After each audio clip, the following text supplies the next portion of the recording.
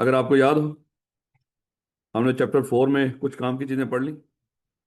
अब हम इस काबिल थे कि हम हेड्स ऑफ इनकम पढ़ सकते हैं। जो बाकी चीजें रहेंगी वो छोड़ी नहीं वहां पे, लेकिन उसको करेंगे इंशाल्लाह। कल आपका चैप्टर 4 का जितना कुछ वहां पे पढ़ा है उसका टेस्ट होगा। और ये याद रखिएगा कि आपके एमसीक्यूज भी आएंगे अब, और सब्जेक्टिव भी है। कोई 10 नंबर के तो है ना एमसीक्यूज, उतना भी तो तैयार करना है। तो उससे कॉन्सेप्ट भी रिवाइज हो जाते हैं सारे के सारे।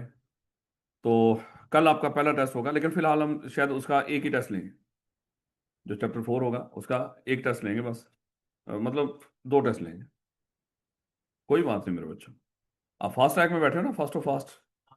उसमें तो फिर ऐसे ही होता है, हैं? उसमें तो गिले नहीं होते मेरे बच्चों।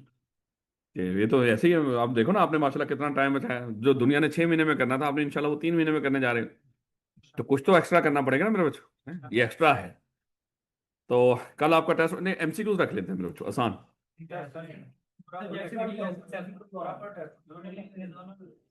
कल रख लो, परसों प्रॉपर भी होएगा पुत्र है। इजी क्यों ले रहे हो इस बात को? कल आपका होगा चैप्टर 4 का। देखो अभी सिर्फ दो टेस्ट होंगे।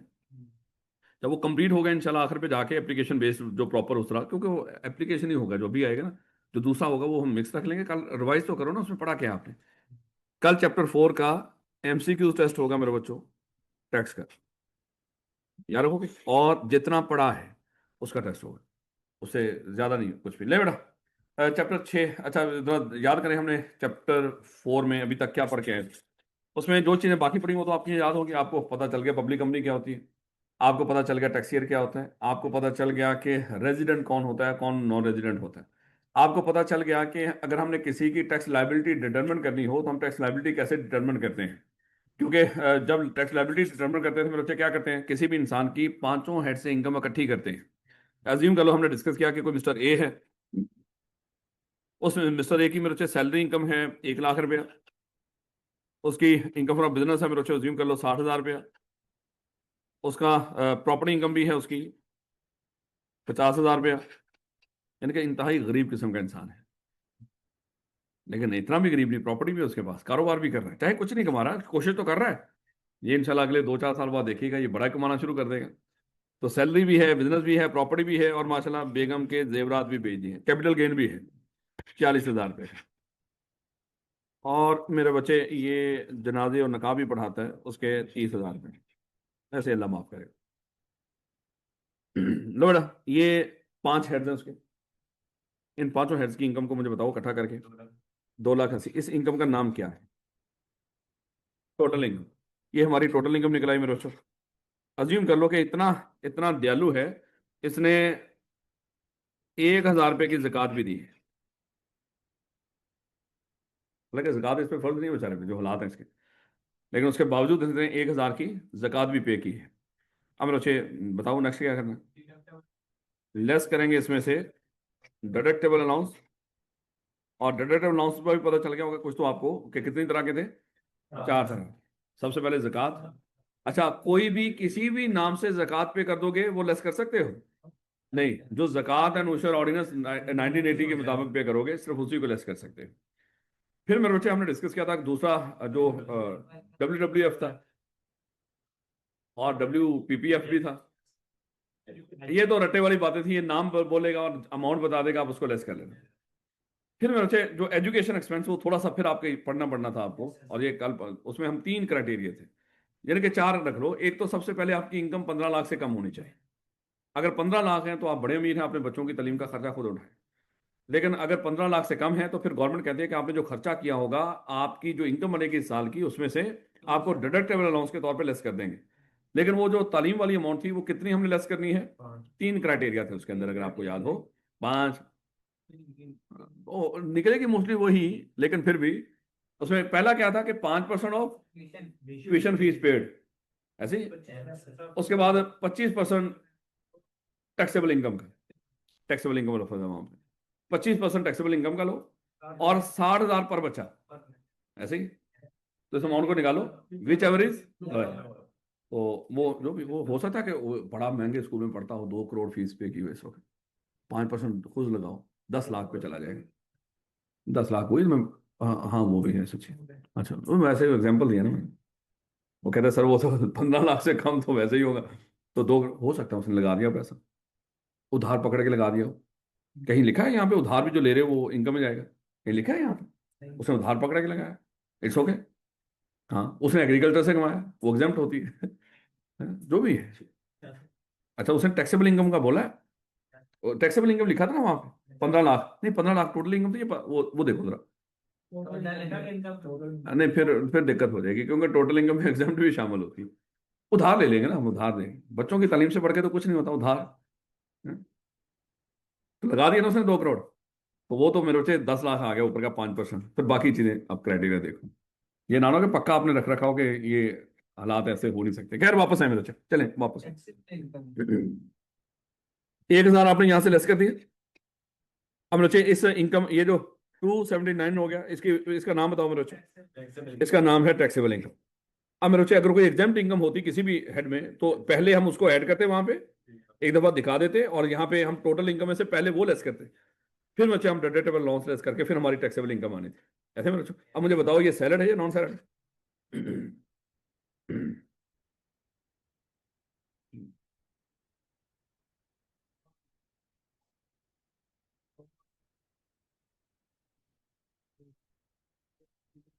75% कितना निकला? 2 लाख 10, चलो तकरीबन 2 लाख 10 हजार। तो जाहिर बात है सैलरी तो सिर्फ बेचारी 1 लाख है, तो 75% जीत गया मेरे बच्चों। यानी कि 75% से कम है सैलरी, 75% से कम है टोटल। तो सैलरी तो नहीं, फिर नॉन सैलरी वाला रेट लगेगा, देखो।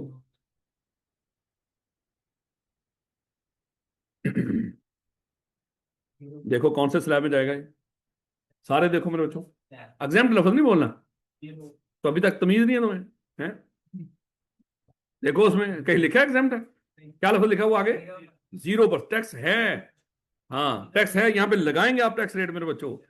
खुदा ना खासा किसी ने लिख दिया ना ये तो फर्स्ट रैम है और ये एग्जाम्प्ट है, ये गलत जवाब दे रहे हैं। तो एग्जाम्प्ट तो है नहीं ना मेरे बच्चों। ये क्या है? ये 0% है। 0% लगा के तो मेरे बच्चे कितना टैक्स आएगा? हाँ, पहले उसको पूरी कैलकुलेशन करके दिखाएंगे, तो हम कहेंगे टैक्स इस साल का क्या होगा? 0 होगा। तो 0 एग्जाम्प्ट नहीं बोल, वैसे मैंने मजाक में बोला, लेकिन एग्जाम्प्ट लफ्ज नहीं बोलना आपने। जब उसने नहीं बोला तो आपने नहीं बोलना। क्या रखोगे इस बात को, क्योंकि एग्जाम्प्ट के मीनिंग डिफरेंट होते हैं। लो बेटा, ये तो हमने सीख लिया कि 5 हेड्स की इनकम को इकट्ठा करते हैं, उसके बाद टोटल टैक्सेबल इनकम निकालते हैं, फिर टैक्सेबल इनकम का 75% लेकर उससे कंपेयर करते हैं, फिर हमें पता चलता है कि हमने कौन सा टेबल यूज करना है। अब ये सारी चीजें हमने सीख ली मेरे बच्चे। अब ये जो 5 हेड्स है ना मेरे बच्चों, अब इन 5 हेड्स की इनकम को हमने सीखना है कि देखो बनना इसी तरह सारा कुछ। अभी टैक्स लायबिलिटी के आगे तो कुछ थोड़ी सी चीजें, वो ज्यादा नहीं, वो थोड़ी सी, वो इंशाल्लाह चैप्टर 11 के अंदर डिस्कस करेंगे, 13 के अंदर कुछ इस तरह। अब मेरे बच्चे ये हर हेड की इनकम कैलकुलेट करना सबसे इंपॉर्टेंट है, कि किस हेड की कौन सी इनकम यहाँ पे लिखी है। हमने तो सादा भी लिया है ना, 1 लाख फलाना फलाना ले लो, लेकिन मेरे बच्चे ये कैलकुलेट कैसे होगी, ये हर हेड में आपको रूल्स के मुताबिक सिखाएगा। कि जब सैलरी का आपने 1 लाख लिखा होगा तो ये कैसे लिखा होगा, जब आपने अज्यूम कर लो कि बिजनेस से कमाया तो कैसे कमाया, कौन से खर्चे लेस किए होंगे, और कौन सी इनकम आपने बिजनेस में शामिल की होगी। तो इसी तरह मेरे बच्चे प्रॉपर्टी का, तो हम शुरू करने जा रहे हैं प्रॉपर्टी से। पहला सैलरी का है चैप्टर 5, यहां से हेड्स ऑफ इनकम शुरू हो जाते हैं, 10 तक हेड्स ऑफ इनकम चलेंगे। यानी कि चैप्टर 5 ये सैलरी के बारे में फिलहाल हम बाद में पढ़ेंगे। उसके बाद में चैप्टर 6 में इनकम फ्रॉम प्रॉपर्टी है, वो अभी हम डिस्कस करेंगे। 7 और 8 दो चैप्टर, दो हिस्सों में। बिजनेस बहुत इंपॉर्टेंट है मेरे बच्चों, यानी कि 5 हेड्स में से जो सबसे इंपॉर्टेंट है वो बिजनेस है, क्योंकि उसमें थोड़ी बहुत टेक्निकलिटीज भी है। नंबर सैलरी के भी बड़े आएंगे, ये नहीं कि सैलरी बिल्कुल इग्नोर कर देनी है आपने, लेकिन जो थोड़ी सी टेक्निकलिटीज हैं वो बिजनेस के अंदर है। तो इसलिए मैं उसको 2 चैप्टर में रखे, उसने आपको एक्सप्लेन किया है, तो वो डिस्कस करेंगे। इसी तरह यानी कि चलते चलते income from other source chapter 10 तक इंशाल्लाह बढ़ते जाएंगे। तो 7 8 ये होगा, चैप्टर 9 कैपिटल गेन, और चैप्टर 10 हमारा आखिरी हेड है इनकम फ्रॉम अदर सोर्स। तो इस तरह करके मेरे जो पढ़ने लगे, तो कर लें शुरू, मेरा ख्याल है अगर आपकी इजाजत हो। इनकम फ्रॉम प्रॉपर्टी ना भी देते इजाजत, मेरा ख्याल है आपने शुरू करना ही करना था। ले बेटा, chapter number 6 income from property. इसमें सीखेंगे बच्चे इस चैप्टर के अंदर इनकम फ्रॉम प्रॉपर्टी क्या होती है, और यहाँ पे जब आप कमाएंगे इनकम फ्रॉम प्रॉपर्टी तो आपको कुछ खर्चे भी लेस करने की इजाजत होगी, तो डिडक्शन अलाउड। तो ये चीजें मेरे बच्चे हम पढ़ने जा रहे हैं। तो इनकम फ्रॉम प्रॉपर्टी कहते हैं किसको हैं, तो मेरे बच्चे अभी अभी आपने एक लम्हे के अंदर सीख लेना है कि इनकम फ्रॉम प्रॉपर्टी किसको कहते हैं। 3 इनकम्स हमारी इनकम फ्रॉम प्रॉपर्टी कहलाती। इसके अलावा अगर किसी शही ने चौथी इनकम ऐड की तो आई कैप उसको 6 महीने देगा कि बेटा जा सीख क्या। अच्छा 5, अब नेक्स्ट टाइम मादरस अगस्त में पेपर है, मुबारक हो आपका, खुदा ना खासा अल्लाह माफ करे रह गया तो अगस्त में जल्दी दे देंगे पेपर हम। नहीं सही पढ़ोगे नहीं तो ऐसे ही होगा ना। तो बेटा फिलहाल आपने तीन इनकम्स को समझना कि ये हमारी तीन इनकम क्या है, ये इनकम फ्रॉम प्रॉपर्टी है। जब आप किसी बिल्डिंग के मालिक हों, जब आप किसी बिल्डिंग के मालिक हों और उस बिल्डिंग को रेंट पे दे दें, वो जो रेंट की अमाउंट होगी, वो जो रेंट की अमाउंट होगी, ये आपकी इनकम फ्रॉम प्रॉपर्टी में शामिल होगी, जो रेंट। और लेकिन बिल्डिंग के क्या होने चाहिए आप, मालिक। अगर कोई बंदा किसी बिल्डिंग का मालिक हो और उस बिल्डिंग को रेंट पे दे दे, जो रेंट आ रहा होगा वो उसकी इनकम फ्रॉम प्रॉपर्टी में जाएगा। कोई दिक्कत है इसमें? ठीक हो गया। अच्छा, खाली बिल्डिंग नहीं होगी, कोई प्लॉट भी हो सकता है बच्चे, बिल्डिंग या प्लॉट, इसको रेंट पे दे दें, इससे जो कमाएंगे वो आपका इनकम फ्रॉम प्रॉपर्टी में जाएगा। उसके बाद अज्यूम कर लो मेरे बच्चे कि आपने इस बिल्डिंग को सेल करने का कॉन्ट्रैक्ट किया। जिससे कॉन्ट्रैक्ट हो गया, तो मैं अज्यूम कर लो मैं इस बिल्डिंग का मालिक हूं, मैं आपसे कॉन्ट्रैक्ट कर लेता हूं कि भैया, आप कहते हो सर ये बिल्डिंग हमें बेच दो, अज्यूम कर लो। मैंने कहा कि खरीद लो। आपने कहा कि सर 1 करोड़ दूंगा, ये बिल्डिंग मुझे भेज दो। मैंने कहा कि ठीक है, पेमेंट कब करोगे? उसने कहा कि सर 4 महीने बाद कर दूंगा। हमारा हो गया कॉन्ट्रैक्ट, सब कुछ हो गया। आपने क्या किया, आपने मुझे 2 लाख रुपया ब्याने के तौर पे दे दिया, एडवांस दे दिया, डिपॉजिट जिसको कहते हैं ना। आपने उस बिल्डिंग का जब कॉन्ट्रैक्ट हुआ तो बायर ने क्या कर दिया, मालिक को 2 लाख रुपया ब्याने के तौर पे दे दिया, डिपॉजिट के तौर पे। अच्छा, उसके बाद उस बंदे का इरादा बदल गया उस बिल्डिंग को खरीदने का। आपका इरादा बदल गया कि सर हम नहीं खरीदेंगे अब।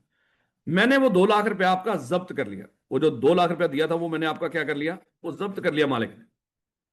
ये इसको कहते हैं फोर फीटर डिपॉजिट। क्या नाम हुआ करेगा इसका, फोर फीटर डिपॉजिट। ऐसा डिपॉजिट जो हमने जब्त कर लिया हो, लेकिन ये हमेशा उस बिल्डिंग को बेचने का होगा, जब बेचते हुए आपने जब्त कर लिया हो। अच्छा, बेच के प्रॉफिट कमाया ना, वो नहीं आना यहां पे।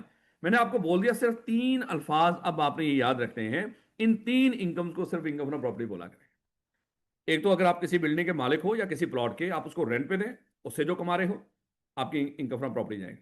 उसके बाद दूसरी, अगर किसी प्लॉट को या किसी बिल्डिंग को बेचने का कॉन्ट्रैक्ट करते हो और जो बायर है वो अपने वादे से मुकर जाए और जो आपने उससे एडवांस लिया हो उस एडवांस को जब्त कर लो, ये अमाउंट भी आपकी इनकम फ्रॉम प्रॉपर्टी में जाएगी। याद रखोगे। और तीसरे नंबर पे मेरे बच्चे एक एडवांस होगा, इसका नाम होगा अनएडजस्टेबल एडवांस या नॉन एडजस्टेबल एडवांस, जो किताब का लफ्ज। ऐसा एडवांस जो नॉन एडजस्टेबल है, एडजस्टेबल भी होगा उसका कोई ट्रीटमेंट नहीं हुआ करेगा। उस एडवांस का नाम ही क्या हुआ करेगा, नॉन एडजस्टेबल एडवांस।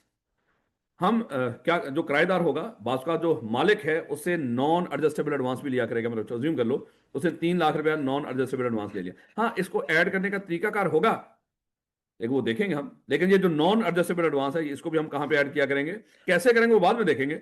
इसको भी इनकम फ्रॉम प्रॉपर्टी में ऐड किया करेंगे। सिर्फ ये तीन इनकम आपकी इनकम फ्रॉम प्रॉपर्टी कहलाती है। यही हमने सारा पढ़ना है इसके अंदर।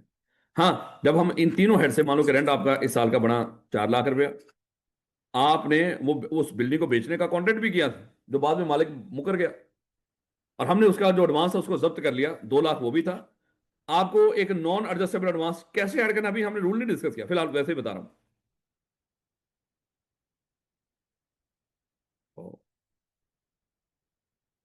शदीद किस्म का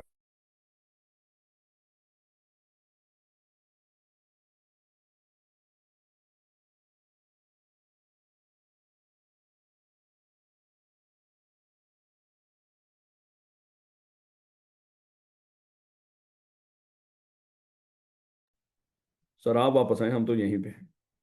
आप चक्कर खा के कहीं गए हूं। ले बेटा, तीन तरह की इनकम आपकी इनकम फ्रॉम प्रॉपर्टी कहलाती है। ये तीन नाम मेरे बच्चों ने याद रख लेने। इसके अलावा अगर आपने कोई इनकम ऐड की इनकम फ्रॉम प्रॉपर्टी में, तो खुदा ना खासा कुछ गलत सोच रहे होंगे आप। एक तो मेरे बच्चे जो हम रेंट वसूल करते हैं वो हमारी इनकम फ्रॉम प्रॉपर्टी कहलाती है। उसके बाद अगर हम किसी बिल्डिंग को बेचने का कॉन्ट्रैक्ट करें, और नहीं बेचकर कुछ मिल गया, वो नहीं, वो कहीं और जाएगा। हाँ, बेचने का कॉन्ट्रैक्ट करें लेकिन अगला बायर मुकर जाए और जो एडवांस आपने लिया था वो जब्त कर लें, वो आपकी इनकम फ्रॉम प्रॉपर्टी कहलाता है। उसको फोरफिटर डिपॉजिट कहेंगे। रेंट, फोरफिटर डिपॉजिट और नॉन एडजस्टेबल एडवांस, ये आपकी तीन तरह की इनकम इनकम फ्रॉम प्रॉपर्टी कह रहे हैं। याद रखोगे मेरे बच्चों, कितना आसान है। हेड शुरू किया और खत्म हो गया। लेकिन मेरे बच्चे, जब आप अज्यूम कर लो 4 5 6 7 8 8 लाख रुपए आ गया, अब ये हमारा, इसके लिए लफज बोला करेंगे, आप ये नाम याद रखना, इसके लफज बोला करेंगे, ये वो रेंट है, ये रेंट ही है वो। इसे लफ्ज बोला करेंगे कि वो रेंट हमने इकट्ठा कर लिया तीनों हेड से इकट्ठा करके, तीनों जगहों से इकट्ठा करके, जिसका नाम हुआ करेगा ये वो रेंट है जो चार्जेबल टू टैक्स। इसका नाम क्या हुआ करेगा? रेंट चार्जेबल टू टैक्स, जिसके ऊपर हम टैक्स चार्ज करेंगे। जब तीनों हेड से इनकम इकट्ठी कर लिया करोगे, ये तीन हेड मतलब ये जो तीन जगह हैं, जो फिगर आएगी उसका नाम क्या होगा? Rent chargeable to tax. लेकिन मेरे बच्चे अभी टैक्स वाले बोलेंगे कि इसमें आप कुछ लेस भी कर सकते हो, कुछ कुछ डिडक्शंस आपको अलाउ होंगी, कुछ खर्चे हैं जो आपको लेस करने की इजाजत होगी। वो डिडक्शंस भी मेरे बच्चे हम सीखेंगे कि कौन सी डिडक्शंस आपको लेस करने की इजाजत होगी, कौन सी नहीं। अज्यूम कर लो डिडक्शंस हम यहाँ से जब लेस करेंगे, ये डिडक्शन बोलेंगे या डिडक्टेबल लॉस बोलेंगे? इसको डिडक्शन बोलेंगे। पर्टिकुलर हेड में जो खर्चे लेस होते हैं उसको डिडक्शन बोलते हैं। ये इसको लेस करेंगे, अज्यूम कर लो ये 1 लाख रुपए के खर्चे भी थे मेरे बच्चे, 7 लाख हमारी इनकम फ्रॉम प्रॉपर्टी आ गई, वो रेंट चार्जेबल टैक्स है। ऊपर क्या आया? ये रेंट चार्जेबल टैक्स। और ये हमारा क्या बन गया? Income from property. याद रखोगे, जो टोटल इनकम है हम ऐड करेंगे अब बाकी हेड्स के साथ, और फिर देखेंगे इसका क्या करना। हम पढ़ने जा रहे हैं income from property. Income from property मेरे बच्चे जब हम कैलकुलेट करेंगे, कितनी तरह की इनकम हमारी रेंट चार्जेबल टैक्स कहलाती है? 3 तरह की, यानी कि 3 तरह की इनकम हमारी रेंट चार्जेबल टैक्स कहलाती है प्रॉपर्टी से रिलेटेड। ये सारी प्रॉपर्टी से रिलेटेड है, पक्की बात है। एक तो उसको अगर रेंट पे दें प्रॉपर्टी पे, दूसरा अगर बेचने का कॉन्ट्रैक्ट करें, और कॉन्ट्रैक्ट, हाँ बिल्कुल, उसकी जो एडवांस है उसको जब्त कर लें, बिल्कुल। और तीसरा क्या है? Non रजिस्टेबल advance. रूल्स अभी पढ़ेंगे इसके, तो बेटा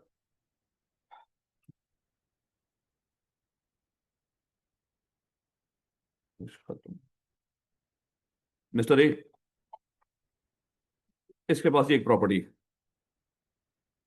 मिस्टर ए ने क्या किया? इस प्रॉपर्टी को रेंट पे दे दिया मिस्टर बी को, 1 लाख रुपया पर मंथ के लिहाज से इसको मिस्टर बी को रेंट पे दे दिया। अच्छा, मिस्टर बी ने क्या किया? इस प्रॉपर्टी को आगे किसी और मिस्टर सी को रेंट पे दे दिया 1,20,000 पर मंथ के लिहाज से। हो सकता है ना ऐसा? कोई दिक्कत तो नहीं, हो सकता है बिल्कुल। अभी रूल पढ़ेंगे ना, मैं सिर्फ बता रहा हूं आपको। मिस्टर ए इस बिल्डिंग का मालिक था, मिस्टर ए इस बिल्डिंग का मालिक था। उसने 1 लाख रुपया पर मंथ के लिहाज से मिस्टर बी को रेंट पे दिया। और मिस्टर बी ने क्या किया? उसको रेंट पे लेके आगे मिस्टर सी को 1,20,000 पर मंथ के लिहाज से रेंट पे दे दिया। अब मेरे बच्चे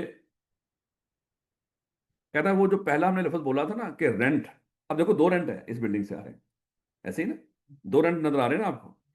एक जो मिस्टर ए ने बिल्डिंग मिस्टर बी को रेंट पे दी, ये भी एक रेंट आ रहा है 1 लाख पर मंथ वाला भी। और एक मिस्टर बी ने जो आगे मिस्टर सी को बिल्डिंग रेंट पे दे दी, तो 1,20,000 पर मंथ के लिहाज से वो भी इसी बिल्डिंग का है। तो अभी हमने जो लफ्ज पीछे रेंट बोला था, जो उस बिल्डिंग का जो रेंट है, मुझे बताओ वो रेंट कौन सा हम इनकम फ्रॉम प्रॉपर्टी में लेकर जाएंगे? 1 लाख, क्योंकि वही रेंट बिल्डिंग का इनकम फ्रॉम प्रॉपर्टी में जाएगा जो मालिक वसूल कर रहा है। ये मिस्टर बी मालिक तो नहीं है, देखो खुशी भी कहता तू फंसा भाई है? मैं तो रिलैक्स हूँ, अब देखो नाच रहा है, और उसको कह भी रहा देखे 20 ऊपर कमा रहा हूँ और कुछ भी नहीं। लेकिन इसको हम कहीं और जाके पकड़ लेंगे, ये नशे में जो है ना अभी, इसको बताएंगे थोड़ा सा आगे जाके कि पुत्र ये जो तूने कमाया ये इनकम फ्रॉम अदर सोर्स में जाएगा, उसको देखेंगे। इसका ये जो रेंट है ना, ये माफ नहीं करेंगे हम, ये क्या कहलाएगा? Income from other source. तूने भी तो कमाया ना, वो हम वहां पे जाके डिस्कस करेंगे इसको। तो ये इसको अभी खुश होने दो, अभी इस हेड में इसको खुश होने दो, क्योंकि अभी वो हेड लास्ट पे आएगा चैप्टर 10 तक, 10 तक ये ऐसे ही ना चाहिए, होना चाहिए कि नहीं? तो लो बेटा, अभी एक चीज तो हमने सीख ली, जो भी हमने डिस्कस किया था, कि बिल्डिंग अगर आप रेंट पे देते हो तो उससे जो रेंट वसूल करो इनकम फ्रॉम प्रॉपर्टी में जाएगा। सिर्फ रेंट जो वसूल करो, बेच के जो कमा रहे हो वो तो हम डिस्कस ही नहीं कर रहे, लेकिन वो जो रेंट कौन वसूल कर रहा हो उसका मालिक होना जरूरी है। अगर वो मालिक नहीं तो उसका रेंट इनकम फ्रॉम प्रॉपर्टी में नहीं जाएगा, वो कहीं और देखेंगे उसको। याद रखोगे? लो बेटा, अज्यूम कर लो कि अब जो जमीन उस बिल्डिंग का या उस प्लॉट का जो मालिक होगा उसके लिए लफ्ज क्या बोलते हैं? ये लैंडलॉर्ड है। और जिसको हम रेंट पे देते हैं उसके लिए लफ्ज क्या बोलते हैं? ये टेनेंट है। तो जब कोई मालिक बिल्डिंग को टेनेंट को रेंट पे दे तो जो रेंट ये वसूल करेगा इनकम फ्रॉम प्रॉपर्टी में जाएगा। यही हम डिस्कस कर रहे हैं। और मेरे बच्चे ये भी याद रखना कि हो सकता है कोई बिल्डिंग ऐसी हो, जैसे 10 मरले का 5 मरले का घर है, उसके 2 पोर्शन, उसने मिस्टर ए को एक फ्लोर दे रखा और मिस बी को एक फ्लोर दे रखा है। इससे भी कुछ रेंट वसूल कर रहा है, उससे भी रेंट वसूल कर रहा है।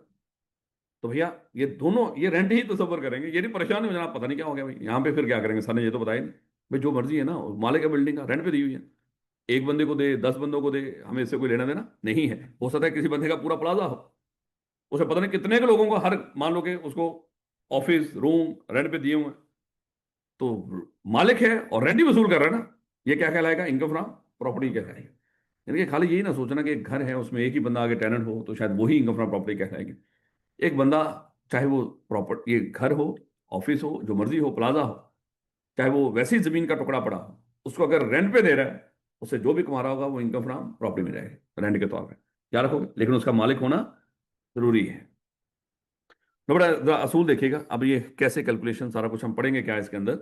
कहता है chargeability of income under the head income from property is elaborated in section 15। ये आपको याद रखने की जरूरत नहीं। सर सेक्शन क्या कहता है टैक्स असूल के लिहाज से?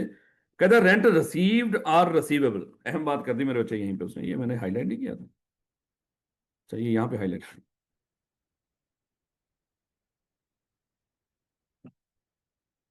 चलिए मैं अभी हम डिस्कस करते हैं इसको, रिसीव्ड और रिसीवेबल इसका मतलब है मेरे बच्चे, अभी हम पढ़ेंगे क्योंकि आगे लिखा हुआ है, यहाँ से हम पढ़ेंगे उसकी डेफिनेशन से।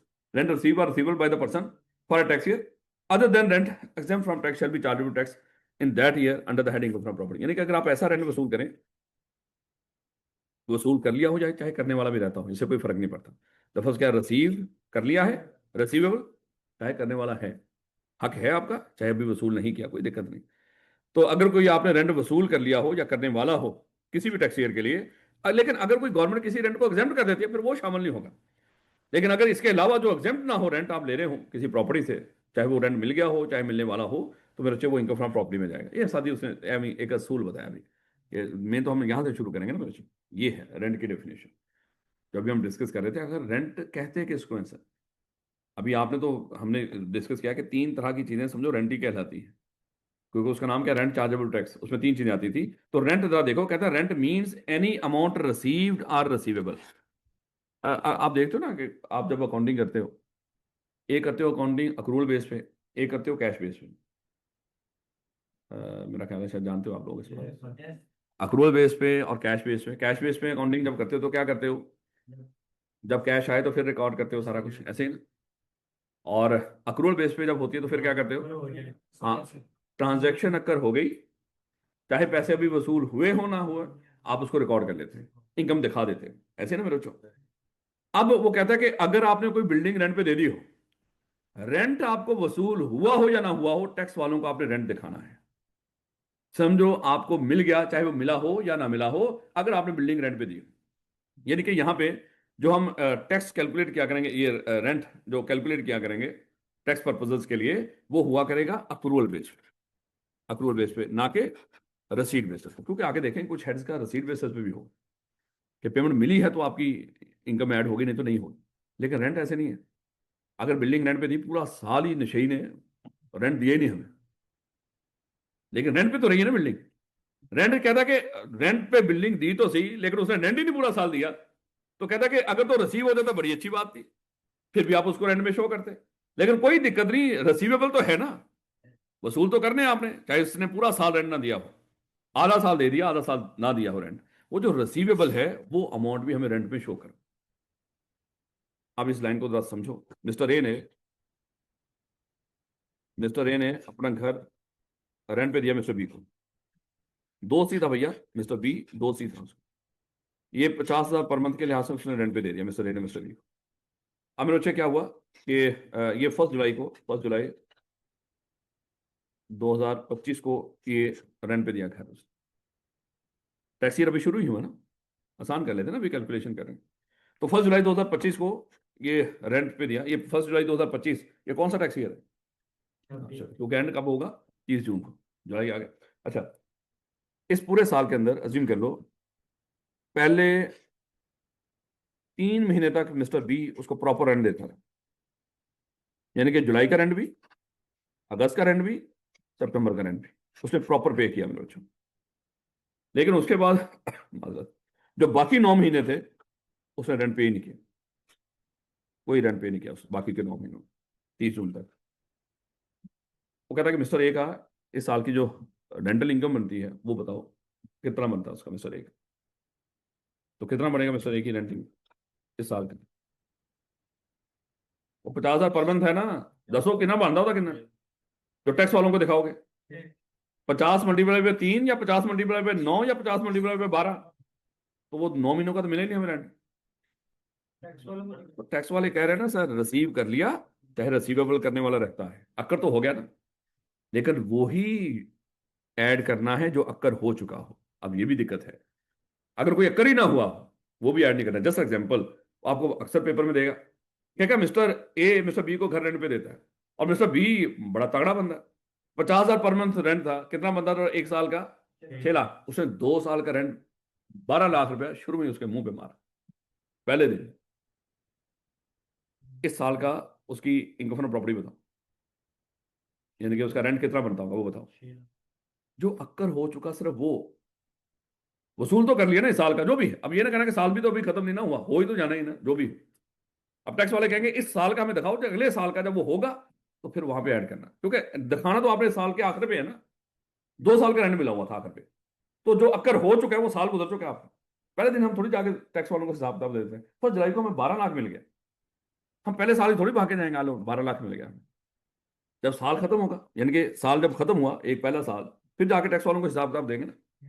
और एक साल तो गुजर चुका, 12 महीने अक्कर हो चुके, उसका जो रेंट बनता होगा वो मान लो कि 6 लाख रुपया, वो हम दिखाएंगे। अगला 6 लाख हमें दिखाने की जरूरत नहीं है, वो हमारी इनकम फ्रॉम प्रॉपर्टी में भी ऐड नहीं होगा, क्योंकि अक्रूवल बेस पे यहाँ पे। हाँ, कैश बेसिस पे होता सारे का सारा 12 का 12 लाख अभी दिखाते हैं हम जब साल खत्म हुआ।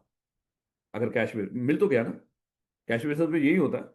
अगर कोई पेमेंट मिल गई है तो उसको दिखाओ, ऐड करो उसको इनकम में, अगर नहीं मिली तो गोली मारो भी। ऐसे ही होता है ना। जनरल बातें डिस्कस कर रहे हैं मेरे बच्चों, ये तो मेरा ख्याल है कि आप लोग ज्यादा बेहतर जानते हो, मुझसे भी ज्यादा बेहतर जानते हो, बल्कि मैं तो जानता भी नहीं। क्या रखोगे इस बात को?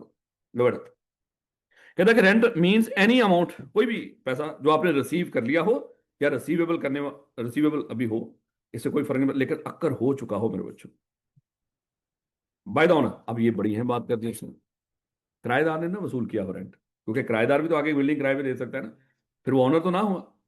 हम यहाँ पे रेंट उसको कह रहे हैं वो अमाउंट जो रिसीव्ड होगी या रिसीवेबल होने वाली है, लेकिन किससे? ऑनर से, मालिक से। अगर वो मालिक नहीं तो उससे रेंट वसूल कर रहा हो मालिक के बगैर। अब ये बिल्डिंग हम रेंट पे ली हुई, अज्यूम कर लो कि हम अपना सेटअप खत्म कर देते हैं और इसको बिल्डिंग को आगे, क्योंकि 5 साल का कॉन्ट्रैक्ट हुआ है, अज्यूम कर लो हम इसको आगे किसी को रेंट पे दे देते हैं, हम भी रेंट ले रहे हैं। ये जो हमारे पास रेंट आ रहा है ये कौन सा वो रेंट होगा? ये इनकम फ्रॉम प्रॉपर्टी होगा। वो इनकम फ्रॉम अदर सोर्स होता है, वो अभी पढ़ेंगे तो फिर हम डिस्कस करना शुरू करेंगे। ऐसे ही ना मेरे बच्चों, ठीक हो। लेकिन जो बिल्डिंग का ओनर हो, उस जमीन का मालिक हो, लैंड और बिल्डिंग दोनों लफ्ज बोल दिए उसने। ये जमीन भी हो सकती है और बिल्डिंग भी हो सकती है। अगर कोई बंदा मालिक है, उसको रेंट पे देकर जो उसको मारा होगा वो उसका रेंट कह रहे हैं। मालिक ना हो तो वो रेंट नहीं हो। और दो अल्फाज आप ये याद रखें आप, ये दो ही चीजें हैं यहाँ, क्योंकि डेफिनेशन में लिख रखा है ना, डेफिनेशन है रेंट की। इसमें सिर्फ दो चीजों का जो रेंट होगा वो इनकम फ्रॉम प्रॉपर्टी में जाएगा। कोई बंदा गाड़ी रेंट पे दे रहा हो, है? कोई बंदा अज्यूम कर लो आगे, अल्लाह भला करे, सबकी माँ ने, उसने कहा कि लाहौर में बड़ा रश है, तो थोड़ा सा रश कम करें, अल्लाह माफ़ करे, अल्लाह ताला सबके बच्चों का महफूज रखे, उसने बसंत ऐलान कर दिया उसका। जो मर्जी एहतियात कर लें, जो मर्जी हो, खुदा न खासा वो जो डोर है, अगर वो अल्लाह माफ़ करे किसी के गले के लगे, वो ये नहीं होती वो धाती डोर है फलानी डोर है वो तभी नुकसान करती है, ना ना, डोर कोई भी हो, भाई आम धागा हो, जो लोग बेचारे बाइक पे जा रहे होते हैं, अगर उसके खुदा न खासा गले को लग जाए वो तो वो नुकसान पहुंचाएगा। लेकिन इन लोगों ने कौन सा खुदा न खासा मोटरसाइकिलों पे जाना है, या वो तो बच्चे बेचारे छोटे छोटे वालदेन आगे बैठाए होते हैं, खुदा ना खासा वो उनकी फिर गोदों में तड़प रहे होते हैं, भाई बहन अपने मान लो के वालदेन के सामने बच्चों के सामने तड़प रहे होते हैं। तो अल्लाह ताला महफूज रखे सबको, इन लोगों को इन चीज़ों से क्या। इनके लिए तो मेन ये है कि चलें चंद लोगों को तो कम से कम मनोरंजन मिल जाएगा, वो खुश होंगे हमारी उससे हमने अलाउ कर दिया। और कुछ लोग जो पैसा कमा लेंगे उससे डोर शोर बेच के, पतंगे बेच के, तो वो लोग तो खुश होंगे और शायद हमें वोट शोट दे देंगे। तो अल्लाह ताला महफूज रखे सब। बेहतर तो यही होगा अगर उन्होंने ये कर भी दिया तो थोड़ा थोड़ी सी सेंसिबिलिटी दिखाएं, और इसको वैसे ही अल्लाह माफ करे इसको, इसका बाइकआउट करें कि हम नहीं करेंगे, ये गैर इंसानी फेल है। कहीं और निकालो इनको, जाके समुद्रों के किनारों पे छोड़ो, वहां पे जाके पतंगबाजी कर ले जिसमें करनी भी हो। खैर, पता नहीं कौन सी बात हो रही थी। अच्छा ये यार, अच्छा वो मैं कह रहा था वहां पे लोग अब पतंगे रेंट पे दे रहे हों, चरखियां रेंट पे दे रहे हों, आप कहें ले भाई इनकम अपना प्रॉपर्टी आ रही है रेंट आ रहा है, तो वो रेंट तो नहीं होगा मेरे बच्चे। अब वहां पे लोग बड़े बड़े स्पीकर रेंट पर लेकर आएंगे, वहां पे लगाएंगे छतों के ऊपर, पूरा पूरा खुदा ना खासा बगैरती माहौल है। तो वो जो स्पीकरों के रेंट पे कर रहे हैं वो रेंट पे जाएगा उस मालिक का? नहीं नहीं, सिर्फ दो चीजें हैं, दो चीजें हैं, एक तो लैंड और बिल्डिंग। जब मालिक इसको रेंट पे देगा वही मेरे चे इनकम फ्रॉम प्रॉपर्टी में जाएगा। याद रखोगे इसको। कह रहा कि एज कंसिडरेशन, सारी बातें बच्चे, जो आप किसी को अगर बिल्डिंग रेंट पे दे रहे हो और बदले में आपने बिल्डिंग रेंट पे दी और बदले में जो रेंट मिल रहा है वो आपके लिए कंसिडरेशन, ये पढ़ेंगे जाके इंशाल्लाह, जब भी आप लोग पढ़ रहे होंगे ना वहां पे डिस्कस करेंगे। कंसिडरेशन क्या होती है? जब दो लोग आपस में कॉन्ट्रैक्ट करें, बदले में एक दूसरे से को जो पे कर रहे हैं वो कंसिडरेशन कहलाती है। मैं ये बिल्डिंग आपसे रेंट पे लेता हूँ, मैं आपको 10,000 रुपये पर मंथ पे कर रहा हूँ, तो वो 10,000 आपके लिए कंसिडरेशन है, ये बिल्डिंग मेरे लिए कंसिडरेशन। तो इसके लिए लफ्ज बोलते हैं कंसिडरेशन, है कि जब आप कॉन्ट्रैक्ट करते हो बदले में जो फायदा आपको मिलता है वो कंसिडरेशन कहलाता है। खैर, as consideration for the use or occupation, यानी कि चाहे वो यूज करे चाहे ऑक्यूपाई करके वैसे ही रख ले भैया, दे तो दी ना अगर वो शिफ्ट ही नहीं हुआ वहां पे, हमें इससे कोई फर्क नहीं पड़ता। अगर आपने बिल्डिंग किसी को रेंट पे दी, वो पूरा साल शिफ्ट ही नहीं हुआ उसमें, कोई दिक्कत नहीं। हम ये साथ वाली बिल्डिंग जब ये नहीं बनाया था, हमने दूसरा कैंपस यहाँ पे शिफ्ट नहीं किया था, तकरीबन एक साल हमने रेंट पे लेके वैसे रेंट पे करते रहे। चाबियां चाबियां हमारे पास, या ऑक्यूपाई हमने कर लिया, उसको यूज करें या ना करें, रेंट हमने पे किया और उसकी इनकम फ्रॉम प्रॉपर्टी थी। याद रखोगे इसको। As consideration for the use or occupation of or the right to use or occupy, या किसी को वैसे ही दे दो यानी कि रेंट के तौर पे, चाहे उसको राइट दे दो, जैसे भी हमने डिस्कस किया था, चाहे वो वहां पे शिफ्ट हो, ऑक्यूपाई करे, यूज करे या ना करे, कम से कम राइट दे दो उसको, लिख दो भाई ये तुझे रेंट पे दे दिया, it's okay. The land or building and includes any, अब देखो वो कह रहे हैं रेंट में ये भी शामिल हो गया, जो मालिक क्या करेगा, जो पैसा वसूल करेगा लैंड और बिल्डिंग को रेंट पे देने पे, वो भी रेंट है। एंड इंक्लूड, अब इसमें ये भी शामिल कर लो रेंट के अंदर, फोरफिटेड डिपॉजिट, जो हम किसी को unpaid under a contract for the sale of land और बिल्डिंग, अगर आप किसी जमीन के टुकड़े को या किसी बिल्डिंग को बेचने का कॉन्ट्रैक्ट करते हो और जो बायर है वो अपने वादे से मुकर जाए, वो बिल्डिंग खरीदने से मुकर जाए और उसने कोई डिपॉजिट दे रखा हो, आप उसको फोरफिट कर लेते हो, तो वो भी मेरे बच्चे इनकम फ्रॉम प्रॉपर्टी में जाए। लेकिन बेच अगर बिक जाता है, वो कॉन्ट्रैक्ट पूरा हो जाता है, तो फिर कुछ नहीं यहाँ पे आएगा, कहीं और जाएगा। क्या रखोगे, यानी कि उसका मुकरना जरूरी है। फिर और हो सकता है उस वहां से ना दिया हो, तो फिर आपने फोरफिट तो कुछ भी नहीं किया है। आप ढूंढो, ले भाई सर ने तो कहा था कुछ कर रहा है फोरफिट, वो तो है ही नहीं कुछ भी। खैर, रेंट का थोड़ा सा पता चल गया इस डेफिनेशन का, रेंट कहते हैं किसको। अच्छा, यहाँ पे एक चीज मिसिंग है अभी, कौन सी वाली अमाउंट मिसिंग है अभी? दो बता दो उसे, नॉन एडजस्टेबल एडवांस, वो मेरे बच्चे जब हम रेंट पे देते हैं तो साथ वो भी ऐड करना होता है, तो ये तीन ही चीजें हैं बस रेंट के अंदर। थोड़ा कह रहा where rent received or receivable is less than, अब ये भी बड़ा असूल है। अज्यूम करो मिस्टर ए, इसका ये घर है, उसे मिस्टर बी को रेंट पे दे दिया और मिस्टर बी उसका रिश्तेदार है। जिस इलाके में ये घर है, अज्यूम कर लो कि वहां पे जो फेयर मार्केट रेंट है इस, अच्छा ये इलाके के लिहाज से रेंट नहीं हुआ करेगा फेयर मार्केट रेंट, यह बिल्डिंग के लिहाज से हुआ करेगा। वो कहेगा ना कि अज्यूम कर लो कि साथ वाली बिल्डिंग का फेयर मार्केट रेंट ये है, इसको इसने इस पे रेंट पे दे दिया ना, ना हर बिल्डिंग अपना उसकी अपनी हालत होती है ना, एक मंजिला है, दो मंजिला है, सही है, पुरानी है, नई है, तो हर बिल्डिंग का अपना फेयर मार्केट रेंट होता है, ना कि वो पूरे मोहल्ले के लिहाज से हम देखें। याद रखोगे इसको। तो बेटा मिस्टर ए ने क्या किया, मिस्टर बी को ये बिल्डिंग रेंट पे दे दी। इस बिल्डिंग का जो फेयर मार्केट रेंट था, चाहे बिल्डिंग हो चाहे वो वैसे प्लॉट हो, इसका जो फेयर मार्केट रेंट था मार्केट के अंदर, अगर वैसे किसी को देता, रिश्तेदार ना होता, वो होना था मेरे 70,000 पर मंथ। लेकिन इसे मिस्टर बी को 60,000 पर मंथ के लिहाज से ये रेंट पे दे दिया। फेयर मार्केट रेंट क्या था? फेयर मार्केट वैल्यू नहीं, fair market rent, fair market rent क्या था? 70,000, उसको कितने रेंट पे दिया? 60,000। अब वो कहता है कि अब दो अमाउंट्स दिख रही होंगी आपको, 60 भी है 70 भी है। अब मिस्टर ए की जो इस साल की हम इनकम कैलकुलेट करेंगे, इनकम फ्रॉम प्रॉपर्टी में जो रेंट कैलकुलेट करेंगे, वो 60,000 के लिहाज से कैलकुलेट करना चाहिए, 70 के लिहाज से? 60 के हिसाब से। वो कहता है रिश्तेदारी आप निभाओ। टैक्स वाले कहते हैं रिश्तेदार आपका होगा, हमारा थोड़ी है, तो हमें तो जो फेयर मार्केट रेंट बनता है इस प्रॉपर्टी का, उसके लिहाज से 70 कह रहे हो, अगर लफज मैंने 60 बोल दिया, हाँ 70,000 के लिहाज से मैं रेंट पे करूँ। क्या रखोगे? तो टैक्स वालों ने मेरे बच्चे उसकी इस रिश्तेदारी से कोई लेना देना नहीं है, तो अब मेरे बच्चे 60,000 पर मंथ हमने नहीं करना, बल्कि 70,000 पर मंथ के लिहाज से। और ये आम कैलकुलेशन होगी जो बार बार देगा कि उस बिल्डिंग को रेंट पे इतने का दे दिया, फेयर मार्केट रेंट उसका इतना बनता है, तो हमने एक्चुअल नहीं लेना। अगर फेयर मार्केट ज्यादा हो, अच्छा अगली बात, हो सकता है फेयर मार्केट रेंट उसका 70 हो, ये उसका दोस्त है, ऐसा दोस्त जिसकी वैसे ही इसके साथ अजीम कर लो अच्छी खासी लगती है, उसने उसको 80,000 पर मंथ के लिहाज से रेंट पे दिया। फेयर मार्केट रेंट कितना था? 70। कितने में दिया उसको? 80 पे। हाँ, हमेशा याद रखना एक्चुअल और fair market whichever is higher, tax वाले कहते हैं बेटा हम तो ऊपर का 10 थोड़ी माफ करेंगे, तू लेके जा रहा है तो हमें भी तो हिस्सा दे, हैं? तूने माफ नहीं किया तो हम तुझे क्यों माफ करें, हैं? तो इसलिए मेरे बच्चे को याद रखना कि फेयर मार्केट रेंट और actual rent whichever is higher, वो हम इसमें कैलकुलेट किया करेंगे। याद रखोगे इसको। तो where rent received or receivable, अब ये लफ्ज बार बार बोलेगा, समझ गए होंगे आप, अक्रूवल बेस में, is less than fair market rent for the property, the person shall be treated as having received the fair market rent for the proper period the property is let on rent in the tax year। यानी कि उस tax year के अंदर जितने महीने वो property rent पे रही होगी, क्योंकि महीनों के लिहाज से भी देखा करेंगे ना यहाँ पे, अगर एक प्रॉपर्टी रही 2 महीने रेंट पे तो जितने महीने रही होगी, खैर, तो उस टैक्स ईयर में जितने महीने वो प्रॉपर्टी रेंट पे रही तो हम उसका फेयर मार्केट रेंट लेंगे, उसका एक्चुअल नहीं लेंगे अगर फेयर मार्केट से एक्चुअल कम हो। लेकिन अगर एक्चुअल ही फेयर मार्केट से ज्यादा हो तो फिर एक्चुअल ही होगा। However, this shall not apply in the case of, अच्छा ये मेरे बच्चे हम जाके आगे डिस्कस करेंगे सैलरी में।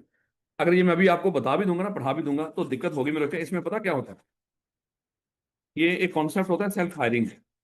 ये अभी क्योंकि चैप्टर 5 हम छोड़ के आए ना, उसको लगा कि आप चैप्टर 5 पढ़ के आए, तो इसलिए आपको ये चीज यहाँ पे रेफर कर रहा होगा। जब हम चैप्टर 5 पढ़ेंगे तो हम दोबारा इसको वहां पे लिंक कर लेंगे, सेल्फ हायरिंग प्रॉपर्टी।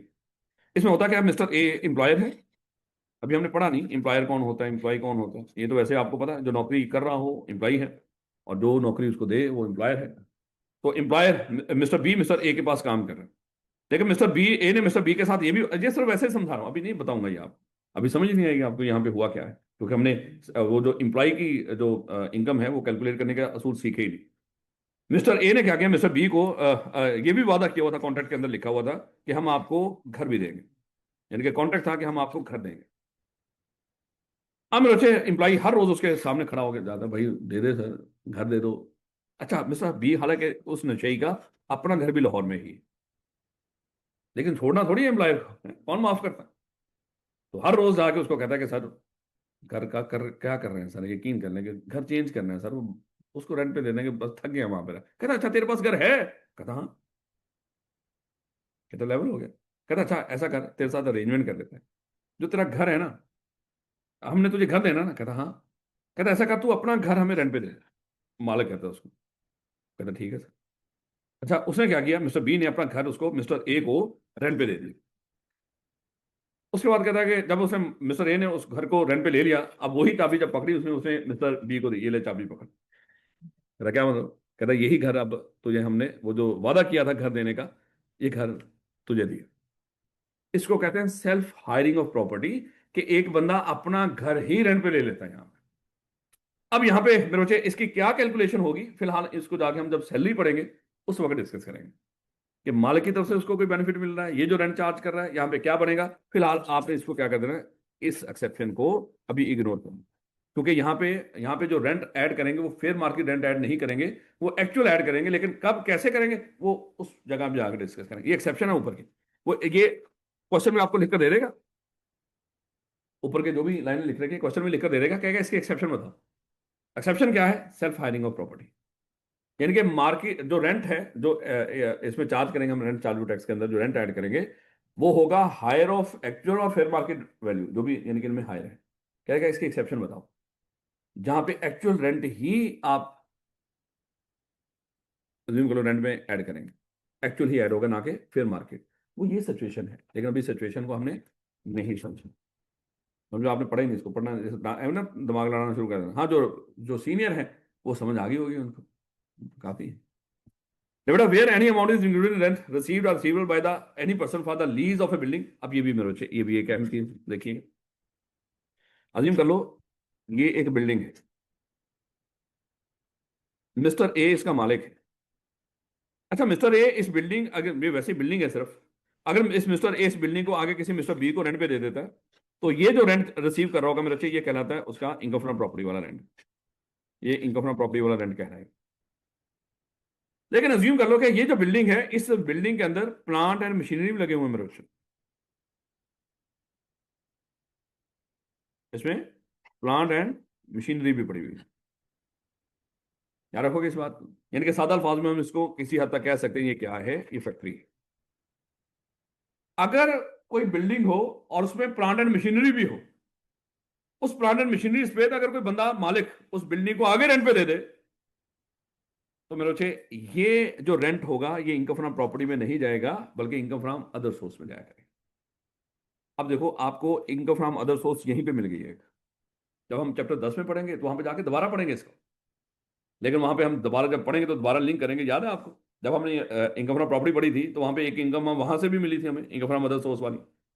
आज के बाद पक्का याद रखना है, खाली बिल्डिंग हो रेंट पे देना, वहां पे वो इनकम फ्रॉम प्रॉपर्टी में जाएंगे। लेकिन अगर वो बिल्डिंग में प्लांट एंड मशीनरी हो, ये ना कि खुदा ना खासा वहां पे कोई घोड़े गधे बांध रखे हो, हम उसकी बात नहीं कर रहे। हम बात कर रहे हैं प्लांट एंड मशीनरी की, यानी कि फैक्ट्री टाइप की। अगर कोई बिल्डिंग आप प्लांट एंड मशीनरी समेत किसी को रेंट पे दे दोगे तो उसका जो रेंट होगा वो इनकम फ्रॉम प्रॉपर्टी में नहीं जाया करेगा, बल्कि कहां पे जाया करेगा? बस यही असूल होते हैं जो आप लोगों को ना याद रहते हैं, जिस वजह से खुदा ना खासा हम रुल जाते हैं टैक्स करने। ये असूल है, ये कानून है। अब सिर्फ अगर ये याद ना हुआ, आप इनकम को उठा के कहां पे रख दोगे? बिल्डिंग उसने रेंट भी थी, साथ प्लांट एंड मशीनरी भी था।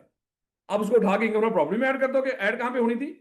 अच्छा, टोटल इनकम फिर भी सेम निकलेगी, लेकिन 6 महीने देगा वो, सॉरी 5। कहेगा आपने जिस तरह दिखानी चाहिए रूल के मुताबिक इनकम जहां पे, वो तो दिखाई नहीं। क्या रखोगे इस बात को? अच्छा, वो पता किस लेवल का धोखा देगा आपको पेपर में? कहेगा मिस्टर ए ने एक बिल्डिंग रेंट पे दी, उसमें अभी नए प्लांट एंड मशीनरी लाके रखे थे उसने।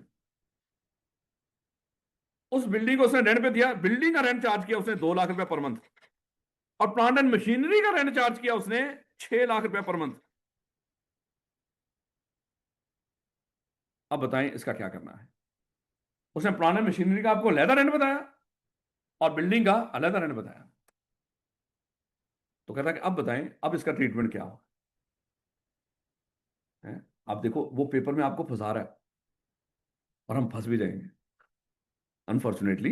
जारी बात है, उसमें कहेंगे ले, अब तो सर ने तो कहा था ना बिल्डिंग समेत अगर कोई बंदा प्लांट एंड मशीनरी समेत बंदा रेंट पे दे दे तो फिर मेरे बच्चे हम इनकम फ्रॉम अदर सोर्स में लेकर जाएंगे। यहां पे तो प्लांट एंड बिल्डिंग का रेंट ही लेना है, फिर तो इनकम फ्रॉम प्रॉपर्टी में जाना चाहिए बिल्डिंग वाला, और इनकम फ्रॉम अदर सोर्स में जाए प्लांट एंड मशीनरी, क्योंकि लैंड और बिल्डिंग में नहीं आता। ये सिर्फ धोखा दिया उसने आपको, है तो वही बिल्डिंग है जिसमें प्लांट एंड मशीनरी है। चाहे वो रेंट लेता लेता भी बता दे, इससे कोई फर्क नहीं पड़ेगा। उसके बावजूद ये 8 लाख रुपया per month income from other source में जाएगा। याद रखोगे ना इस बात को? देखो यही चीजें मैं कह रहा हूं जो उसने पूछनी है, अगर ना याद रखी तो फिर इंशाल्लाह करते रहेंगे, याद याद रखेंगे तो पास करेंगे। और ऐसे ही छोटे छोटे ये इसी तरह के असूल हैं पूरे टेक्स्ट में। जिसने हजम कर ली बात आसान, जिसने ना की तो फिर मेरा नहीं ख्याल कोई दिक्कत हो इसमें। कर लोगे ना इस तरह?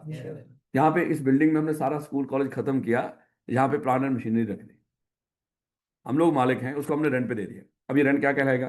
इनकम फ्रॉम अदर सोर्स, क्योंकि निशानी क्या है? प्लांट एंड मशीनरी समेत हमने रेंट पे दे दी। बेटा कह रहा where any amount is included in the rent received और receivable by the person for the lease of building. अच्छा, लीज कहीं पे भी लफ्ज यहाँ पे बोले इसको कहते हैं रेंट पे देना। यहाँ पे लीज का मतलब क्या है? रेंट पे देना। ये ना हो लीज कुछ और ही आ गया अभी, है ना?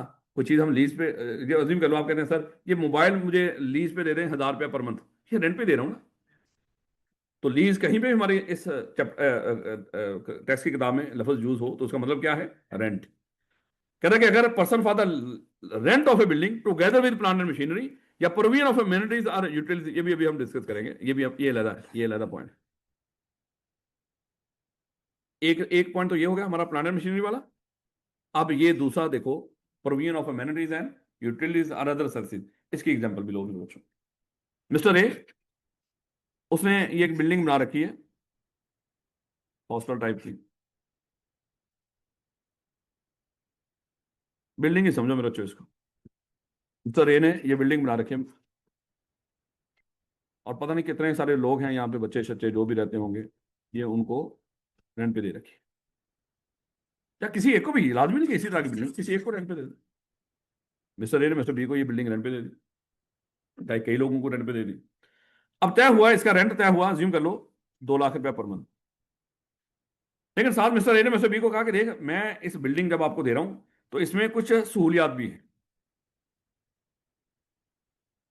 इसमें कुछ सहूलतें भी हैं। कहता क्या सहूलतें? इसमें कहता कि इसमें फ्री वाईफाई है, इसमें फ्री सिक्योरिटी वाला मामला है, सिक्योरिटी गार्ड वगैरह सारा कुछ शामिल है इसमें, वो भी हम आपको साथ ही प्रोवाइड करेंगे जब रेंट पे दे रहे हैं बिल्डिंग।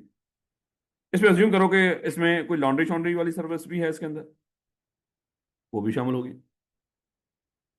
अच्छा, ये इस 2 लाख रुपए में शामिल है। अब वो जब ये कहेगा ना जो रेंट में आपको 2 लाख चार्ज कर रहा हूं, इसमें ये जो सहूलतें दे रहा हूं ये भी शामिल है। फिर लाजमी तौर पे इसकी अलहदा से अमाउंट भी बताएगा। वो कहेगा अब कैसे वो बताएगा, वो कहेगा इस बंदे का मिस्टर ए ने 2 लाख रुपए पर मंथ रेंट पे दे दिया, और इसमें ये सब्सिडी भी शामिल है। अब देखो, ये सब्सिडी अगर किसी को प्रोवाइड करते हो, उससे कोई पैसा वसूल करते हो, वो तो इनकम फ्रॉम प्रॉपर्टी में नहीं जाना चाहिए, क्योंकि इनकम फ्रॉम प्रॉपर्टी में तो सिर्फ बिल्डिंग जाएगी मेरे, जो बिल्डिंग का रेंट, फोरफिटेड डिपॉजिट, और वो बिल्डिंग और लैंड हो। ये laundry, free wifi, security guard, अगर ये सब्सिडी किसी को देते हो साथ, तो उससे भी कुछ वसूल करते हो, वो रेंट में नहीं जाना चाहिए। अब वो पता अगली बात बताएगा आपको पेपर में।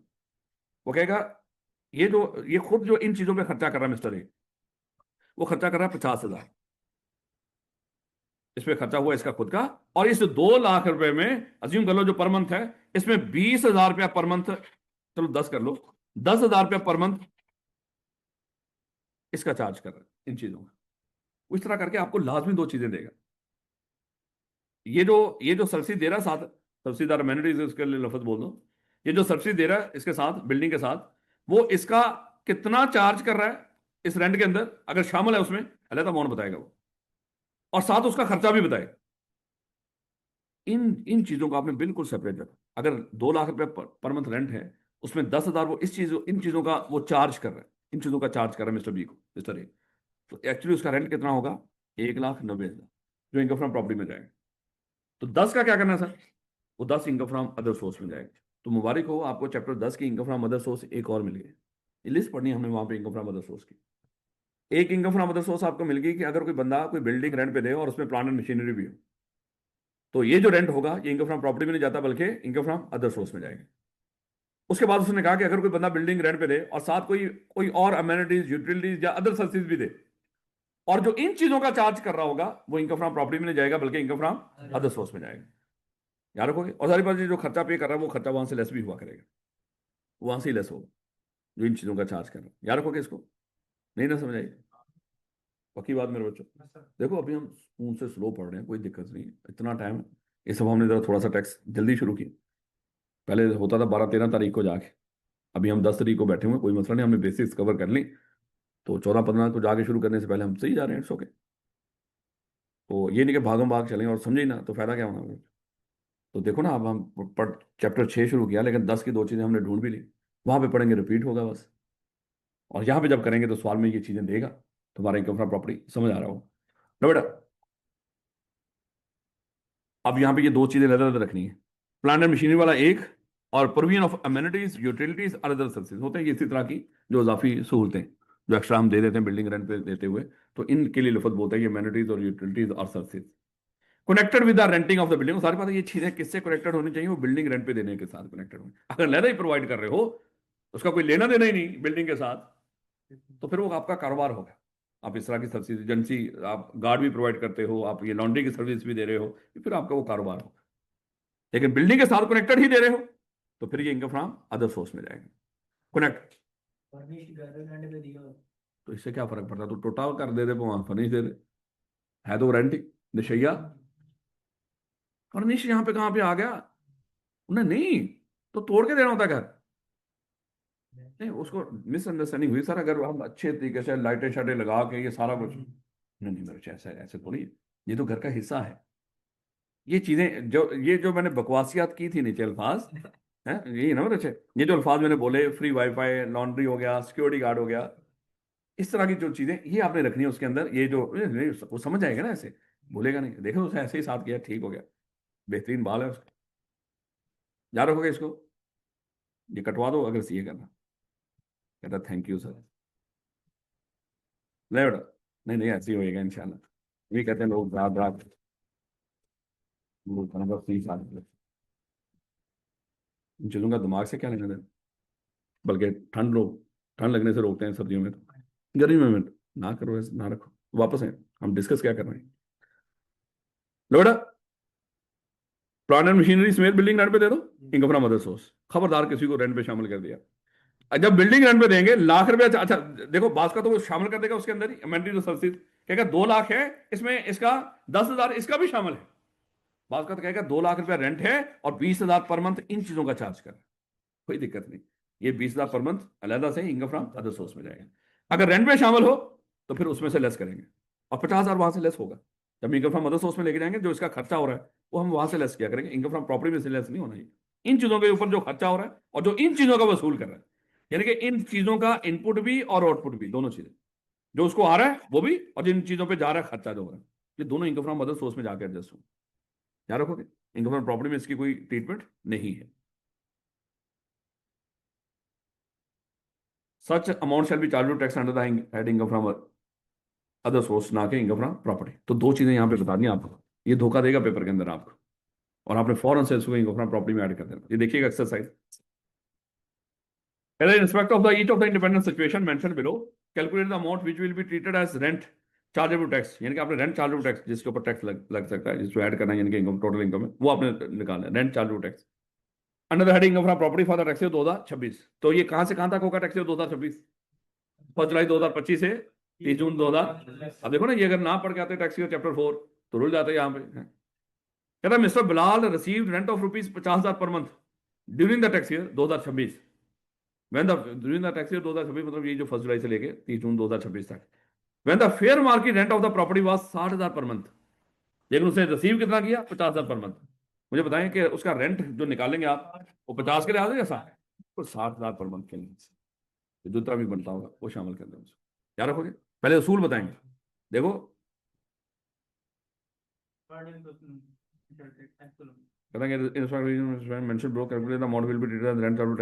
अच्छा, उसे डिस्कस करने नहीं बोला हुआ, आप कैलकुलेट कर दो जस्ट। लेकिन अगर डिस्कस करने का बोले तो फिर कानून भी बताओ पहले। कानून यह है कि अगर रेंट और जो फेयर मार्केट रेंट और एक्चुअल जो विच एवर इज हायर, तो फिर उसको ट्रीट करते हैं, वो बता के फिर आगे करो। बेटा नेक्स्ट देखो, कहता है कि on August 2025 mister Islam receive ₹3,45,000 as rent for leasing out factory land building and machinery. ये सारा उसने लीज पे दिया है, मतलब रेंट पे दिया है, फैक्ट्री बिल्डिंग लैंड मशीनरी सब कुछ। तो 3,45,000 कहाँ पे जाएगा? ये इनकम फ्रॉम अदर सोर्स में चला जाएगा। कोई दिक्कत? ठीक हो गया। ये अगस्त में वसूल किया, हमें क्या है, इसे जो भी जहाँ पे मर्जी वसूल किया वहाँ पे जाके पढ़ेंगे। जो इनकम फ्रॉम अदर सोर्स होगी वो कैश बेसिस पे होती है, पैसा मिल गया ना, इट्स ओके, हम ऐड कर दिया करेंगे। जब वो पढ़ेंगे रूल तो फिर आपको ये समझ आ जाएगी, परेशानी में। कह रहा है कि ABC limited on the residential house and has provided the same to one of its, अच्छा ये वो एम्प्लॉयर और एम्प्लॉय वाला जो हमने कॉन्सेप्ट पढ़ा था, ये वो सेल्फ हायरिंग वाला, ये वो है। अभी हमने पढ़ा ही नहीं तो अभी समझ नहीं आएगी आपको इसकी।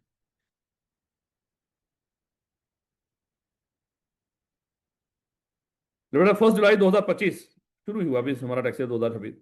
Mister Hamza receive 2 year advance rent of ₹15 lakh. उसमें 2 साल का एडवांस रेंट है, ये 15 लाख रुपए। तो इस साल में 7.5 लाख रखेंगे, जब साल एंड होगा 7.5 लाख अगले साल का होगा 2027 का। मिस्टर उस्मान ओन्स 75 एकड़ of agriculture land in Mirpur.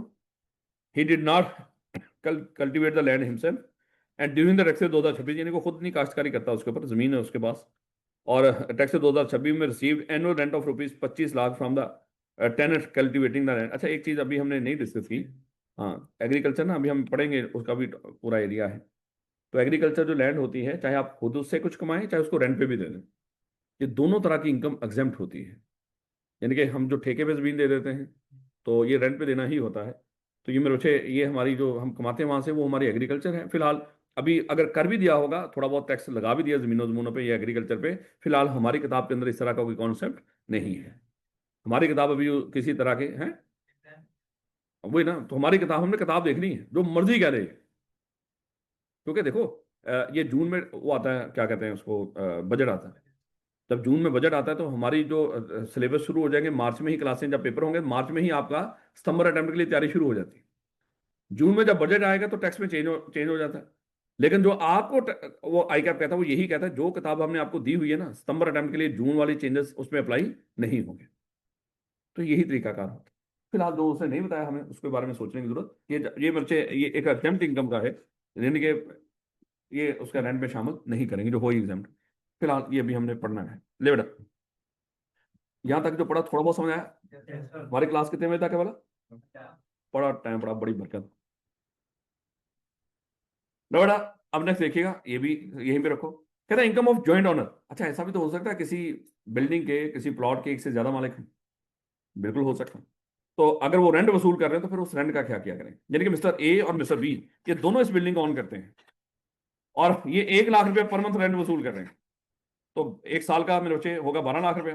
अब 12 लाख रुपया इनके दोनों, अब ये क्या एक को ही चार्ज कर दें या दोनों को चार्ज करना चाहिए? दोनों को चार्ज करना चाहिए, दोनों के अलग अलग इनकम फ्रॉम प्रॉपर्टी कैलकुलेट करनी चाहिए, ऐसे ना मेरे बच्चों। लेकिन उसमें देखना पड़ेगा कुछ असूल। दो तरह की चीजें हैं उसमें। एक तो सबसे पहले हम देखेंगे कि अगर एक बिल्डिंग के एक से ज्यादा मालिक हो और दोनों के हिस्से असर्टेनेबल हो, मतलब वो अंदाजा लगा सकें कि दोनों का हिस्सा कितना कितना, इसको कहते हैं कि दोनों के हिस्से क्या है, असर्टेनेबल है, यानी कि बड़े वाजे हैं कि किसका हिस्सा कितना है। फिर जो भी रेंट आया करेगा उनके हिस्सों के मुताबिक हम उनकी इनकम में ऐड कर दिया करें। अज्यूम कर लो ये मिस्टर ए और मिस्टर बी, ये इन्होंने 1 लाख रुपया पर मंथ के लिहाज से ये बिल्डिंग रेंट पे दी है, लेकिन दोनों के हिस्से बड़े वाजे हैं, दोनों 50-50% के मालिक हैं, यानी कि हिस्सेदार हैं इसमें। इस बिल्डिंग के दो मालिक हैं, मिस्टर ए और मिस्टर बी, और दोनों के हिस्से वाजे हैं, बता रखे हैं उन्होंने, ये दोनों इक्वल मालिक है। इस तरह के लफ्ज बोल दे चाहे वो ये कह दे 50-50, पता चल ही जाएगा ना आपको। इक्वल बोल दे तो इट्स ओके, पता चल गया आपको, दोनों बराबर मालिक हैं 50-50% के। तो 1 लाख रुपए पर मंथ रेंट ये वसूल कर रहे हैं इस बिल्डिंग को रेंट पे दे। तो कहता है मिस्टर ए की इनकम में कितना ऐड करेंगे और मिस्टर बी की इनकम में कितना ऐड करेंगे। मिस्टर ए की इनकम में कितना ऐड करेंगे, अब देखो मेरे बच्चे, 1 लाख रुपए पर मंथ जो भी होगा मल्टीप्लाई बाय 12 और इसका 50%। पूरी कैलकुलेशन करके दिखाया कि नहीं हम इस तरह, सीधा नहीं वहां पे जाके कर लेंगे 6 लाख इधर 6 लाख उधर, ऐसे ही ना। उसको कैलकुलेशन करके दिखानी है आपने। उसको दिखाएंगे भाई 1 लाख रुपए पर मंथ रेंट है, तो 12 महीनों का, और इसका 50% हमने मिस्टर ए की उसमें रेंट में ऐड किया है, तो 6 लाख यहाँ पे ऐड करेंगे इस तरह।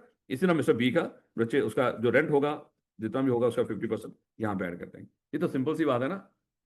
जब एक बिल्डिंग हो उसके एक से ज्यादा मालिक हो और सबका हिस्सा वाजिब हो, ज्यादा भी हो सकते हैं, जितने भी हो, जो रेंट बनेगा सब में उस लिहाज से, परसेंटेज के लिहाज से जितनी होगी उनकी, उस लिहाज से उनको रेंट को डिस्ट्रीब्यूट कर देंगे। हर बंदे का अलग अलग रेंट कैलकुलेट, कोई दिक्कत है इसमें? इतनी आसान सी बात है। लेकिन दिक्कत होगी, दिक्कत तब होगी जब दोनों के हिस्से वाजे ना हो। पहले तो हिस्सा जो वाजे हो फिर वो देख लो। कहना where any property chargeable under section 15, जो भी हम पढ़ गए, जो रेंट चार्जेबल टैक्स होता है, इज ऑन बाय 2 और more persons and their respective share in that property are definite and ascertainable. बड़ा वाजे है, बता रखा है उसने कि कौन कितना मालिक है। 60% इसका है, 40% उसका है, 1% उस नशेई का है, 99% उसका है, जो बता दे वो।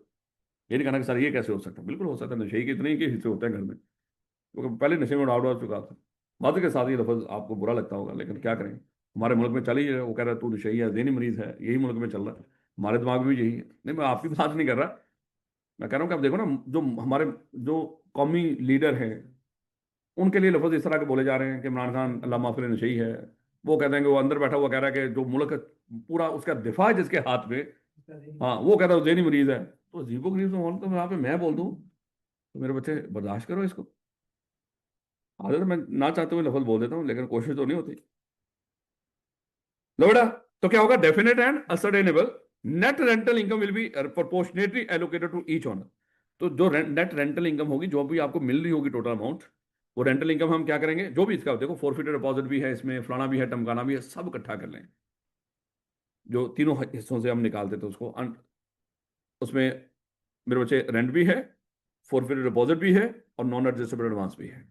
सारा इकट्ठा किया और हिस्से के मुताबिक उसको डिस्ट्रीब्यूट कर दें। क्या रखोगे इसको?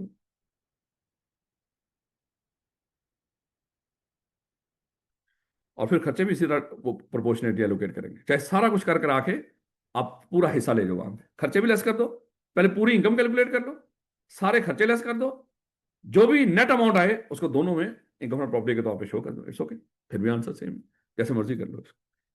कह रहा each owner will pay tax on such income as per their, फिर उनके उस हेड में ले जाएंगे उस रेलिवेंट इनकम, और वो खुद टैक्स पे करेगा अपने हिस्से पे। लेकिन मिस्टर, अब देखिए क्या कहते हैं, assume that mister F a father, वाह, मिस्टर एफ मतलब father, on the building which is generating a taxable rental income, जैसे रेंट भी आ रहा है 12 लाख रुपए का,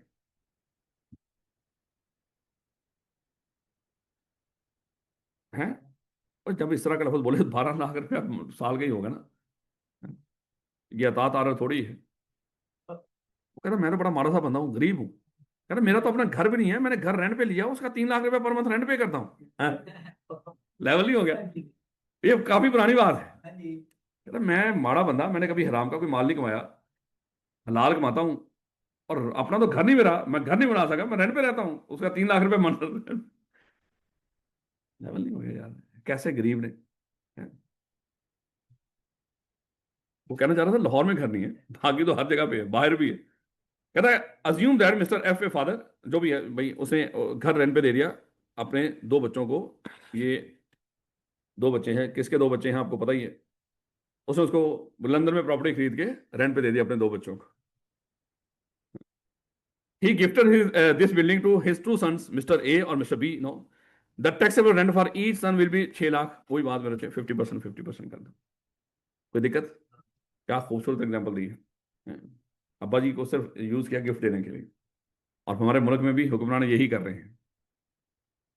लोटा अब दिक्कत वहां पे होगी कि मल्टीपल ऑनर हैं लेकिन उनके हिस्सों का पता ही ना हो, तो फिर क्या हो। यानी कि अज्यूम कर लो एक बिल्डिंग है, mister A, mister B, mister C, या दो हैं, तीन हैं, चार हैं, जितने भी हैं इस बिल्डिंग के मालिक, लेकिन ये नहीं पता कि इन चारों में से इस बिल्डिंग का किसका कितना हिस्सा है, ये नहीं हमें पता। तो कहते हैं यहां फिर क्या होगा? फिर कहते हैं यहां पे एक असूल होगा कि हम उस बिल्डिंग को इस मालिकों से अलहदा इंसान मान लें, और लाख रुपए पर मंथ रेंट है। अब वो बिल्डिंग हमने क्या कर ली, टैक्स वालों ने उसको अलहदा इंसान मान लिया। इसके लिए लफ्ज़ क्या बोलेंगे? AOP, association person. और ये एओपी याद है जब पर्सन की डेफिनेशन पढ़ गए हैं, उसमें एओपी भी शामिल है। तो टैक्स वाले कहते हैं कि अगर एक बिल्डिंग के एक से ज्यादा मालिक हों और उनके हिस्सों का ना पता हो, हम उस बिल्डिंग को ही इंसान मान लें, वो बिल्डिंग से हम टैक्स वसूल करेंगे। इंसानों को गोली मारना, ये नहीं सच्ची मुच्ची मारना, एग्जाम्पल दिया मैंने, इनको गोली मारो, वो इंसान हमने बना लिया, उसी इंसान से हम टैक्स वसूल कर लेंगे। अब जस्ट एग्जाम्पल, 1 लाख रुपए पर मंथ मल्टीप्लाई बाय 12, तो बिल्डिंग ने कितना कमाया? 12 लाख रुपए ये बिल्डिंग ने कमाया। सही था यार।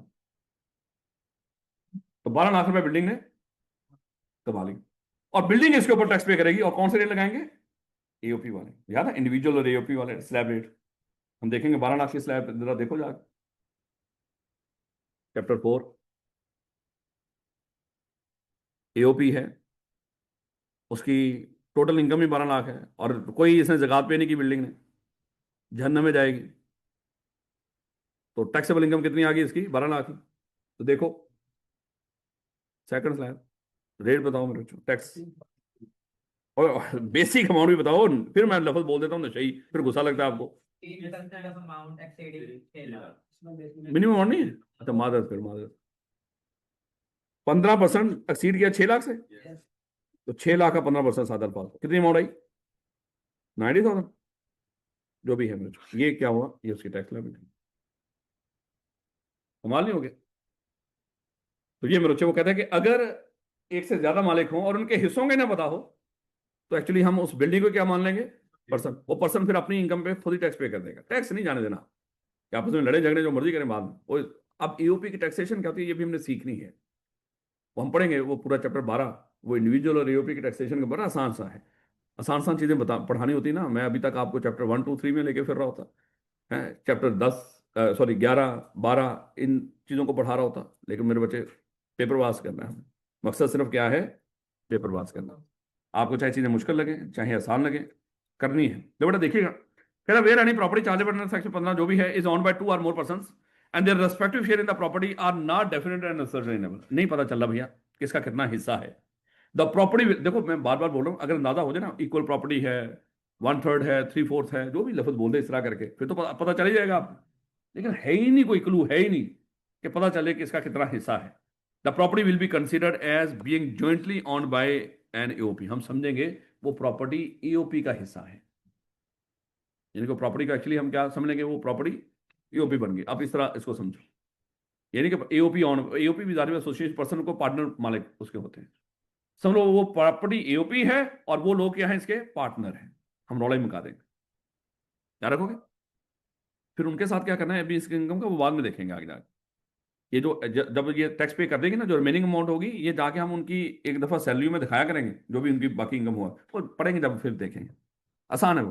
फिर and taxable income tax payable thereon will be computed as per principle of taxation of AOP. तो फिर देखो हमने कहा कि इस बिल्डिंग के मालिक 3 थे, तो नहीं पता चला कि इसका कितना हिस्सा है, तो हम समझेंगे ये एओपी है और ये लोग उसके पार्टनर हैं, और एओपी अपनी इनकम के ऊपर खुद टैक्स पे करती है। तो हम ये क्या करेंगे, इसकी हम जो भी इनकम होगी जो रेंट ये वसूल कर रही है एओपी, उसको देखेंगे, उसके ऊपर एओपी वाले रेट रेट लगाएंगे, जो भी असूल हैं एओपी वाले टैक्सेशन के वो सारे उस पर लगाएंगे, और वो इसका टैक्स कैलकुलेट कर लेंगे और टैक्स वाले लेकर टैक्स साइड। अब एक चीज और बड़ी अहम है, कहता है कि same concept will be applicable in all other heads except income from business. Income from business के अलावा यही असूल हर जगह पे अप्लाई होगा। कहना वो ये चाह रहा है कि अज्यूम कर लो एक 3-4 लोग हैं किसी घर में, और इनके घर आई है, इनके कोई भी सरबराह को मिली है एम्प्लॉयर की तरफ से ग्रेचुटी या कुछ भी इस तरह की चीज। अच्छा देखो, हम जाके पढ़ेंगे, ये मिस्टर ए है, ये कहीं पे नौकरी करता है, इसकी डेथ हो गई। डेथ के बाद इसकी इनकम आई है इसके घर में वो इनकम गई है 3 लोगों के पास, अज्यूम कर लो। अब ये किसको कितना हिस्सा मिला है हमें नहीं पता, हम उस इनकम को क्या ट्रीट कर लिया करेंगे, वो ईओपी है,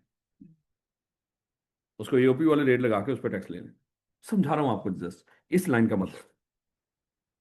हमने इनकम फ्रॉम अदर सोर्स कमाई है, 2-4 लोगों ने मिलकर कोई एक्टिविटी की और पैसा कमा लिया इनकम फ्रॉम अदर सोर्स वाला। जैसे उन्होंने बिल्डिंग रेंट समेत दी है, वो प्लांट और मशीनरी समेत बिल्डिंग रेंट पे दे दी 2 लोगों ने। लेकिन ये नहीं पता कि ये जो बिल्डिंग का रेंट है दोनों में किस हिसाब से आपने एलोकेट करना है, हिस्सों का नहीं पता।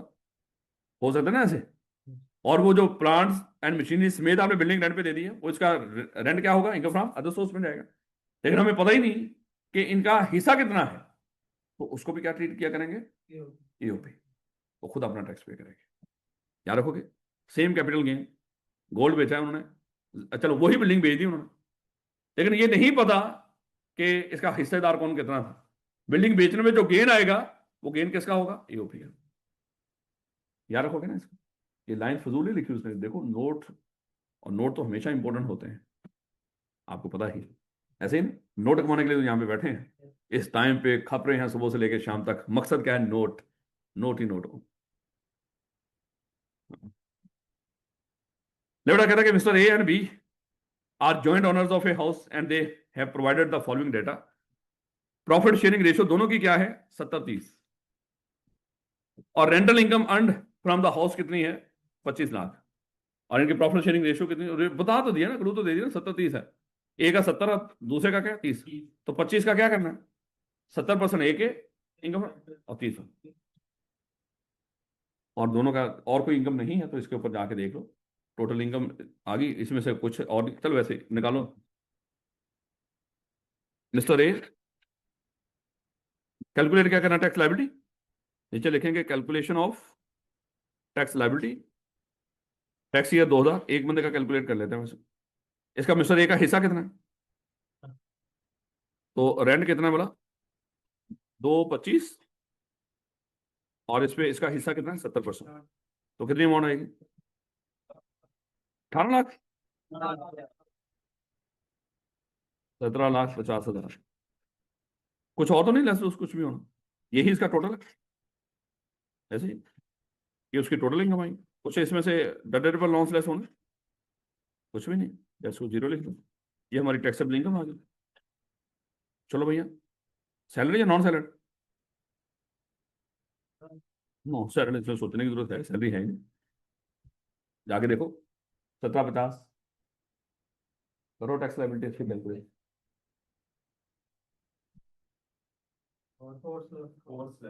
अमाउंट कितनी बनी, मिनिमम 170 प्लस 1,50,000 का 45,000, और ना 170 प्लस 45 है ना, एक, सॉरी 2 5,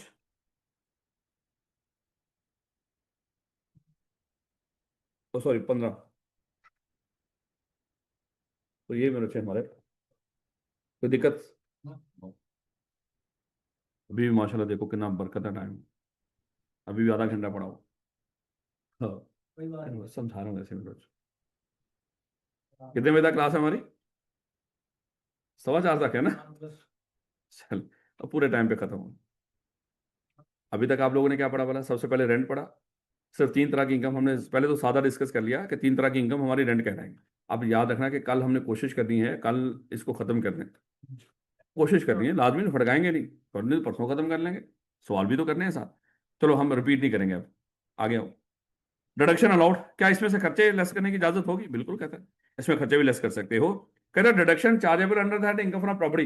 कौन कौन से खर्चे लेस कर, अपनी मर्जी, कानून है, कानून पढ़ रहे हो? खबरदार, अपनी मर्जी से कोई खर्चे लेस किया आपने वहां से। जो खर्चे यहां पे बताए जाएंगे, जिस तरतीब से बताए जाएंगे, उस तरतीब से आप खर्चे लेस करोगे, याद रखोगे। इसके अलावा अगर आपने कोई सोचा, तो सोच को सही करने के लिए आई कैप, नहीं नहीं, अब 5 हो गए ना, 5। नहीं, सही सही सोचा करो भैया। हाँ, सही सोचना आपने।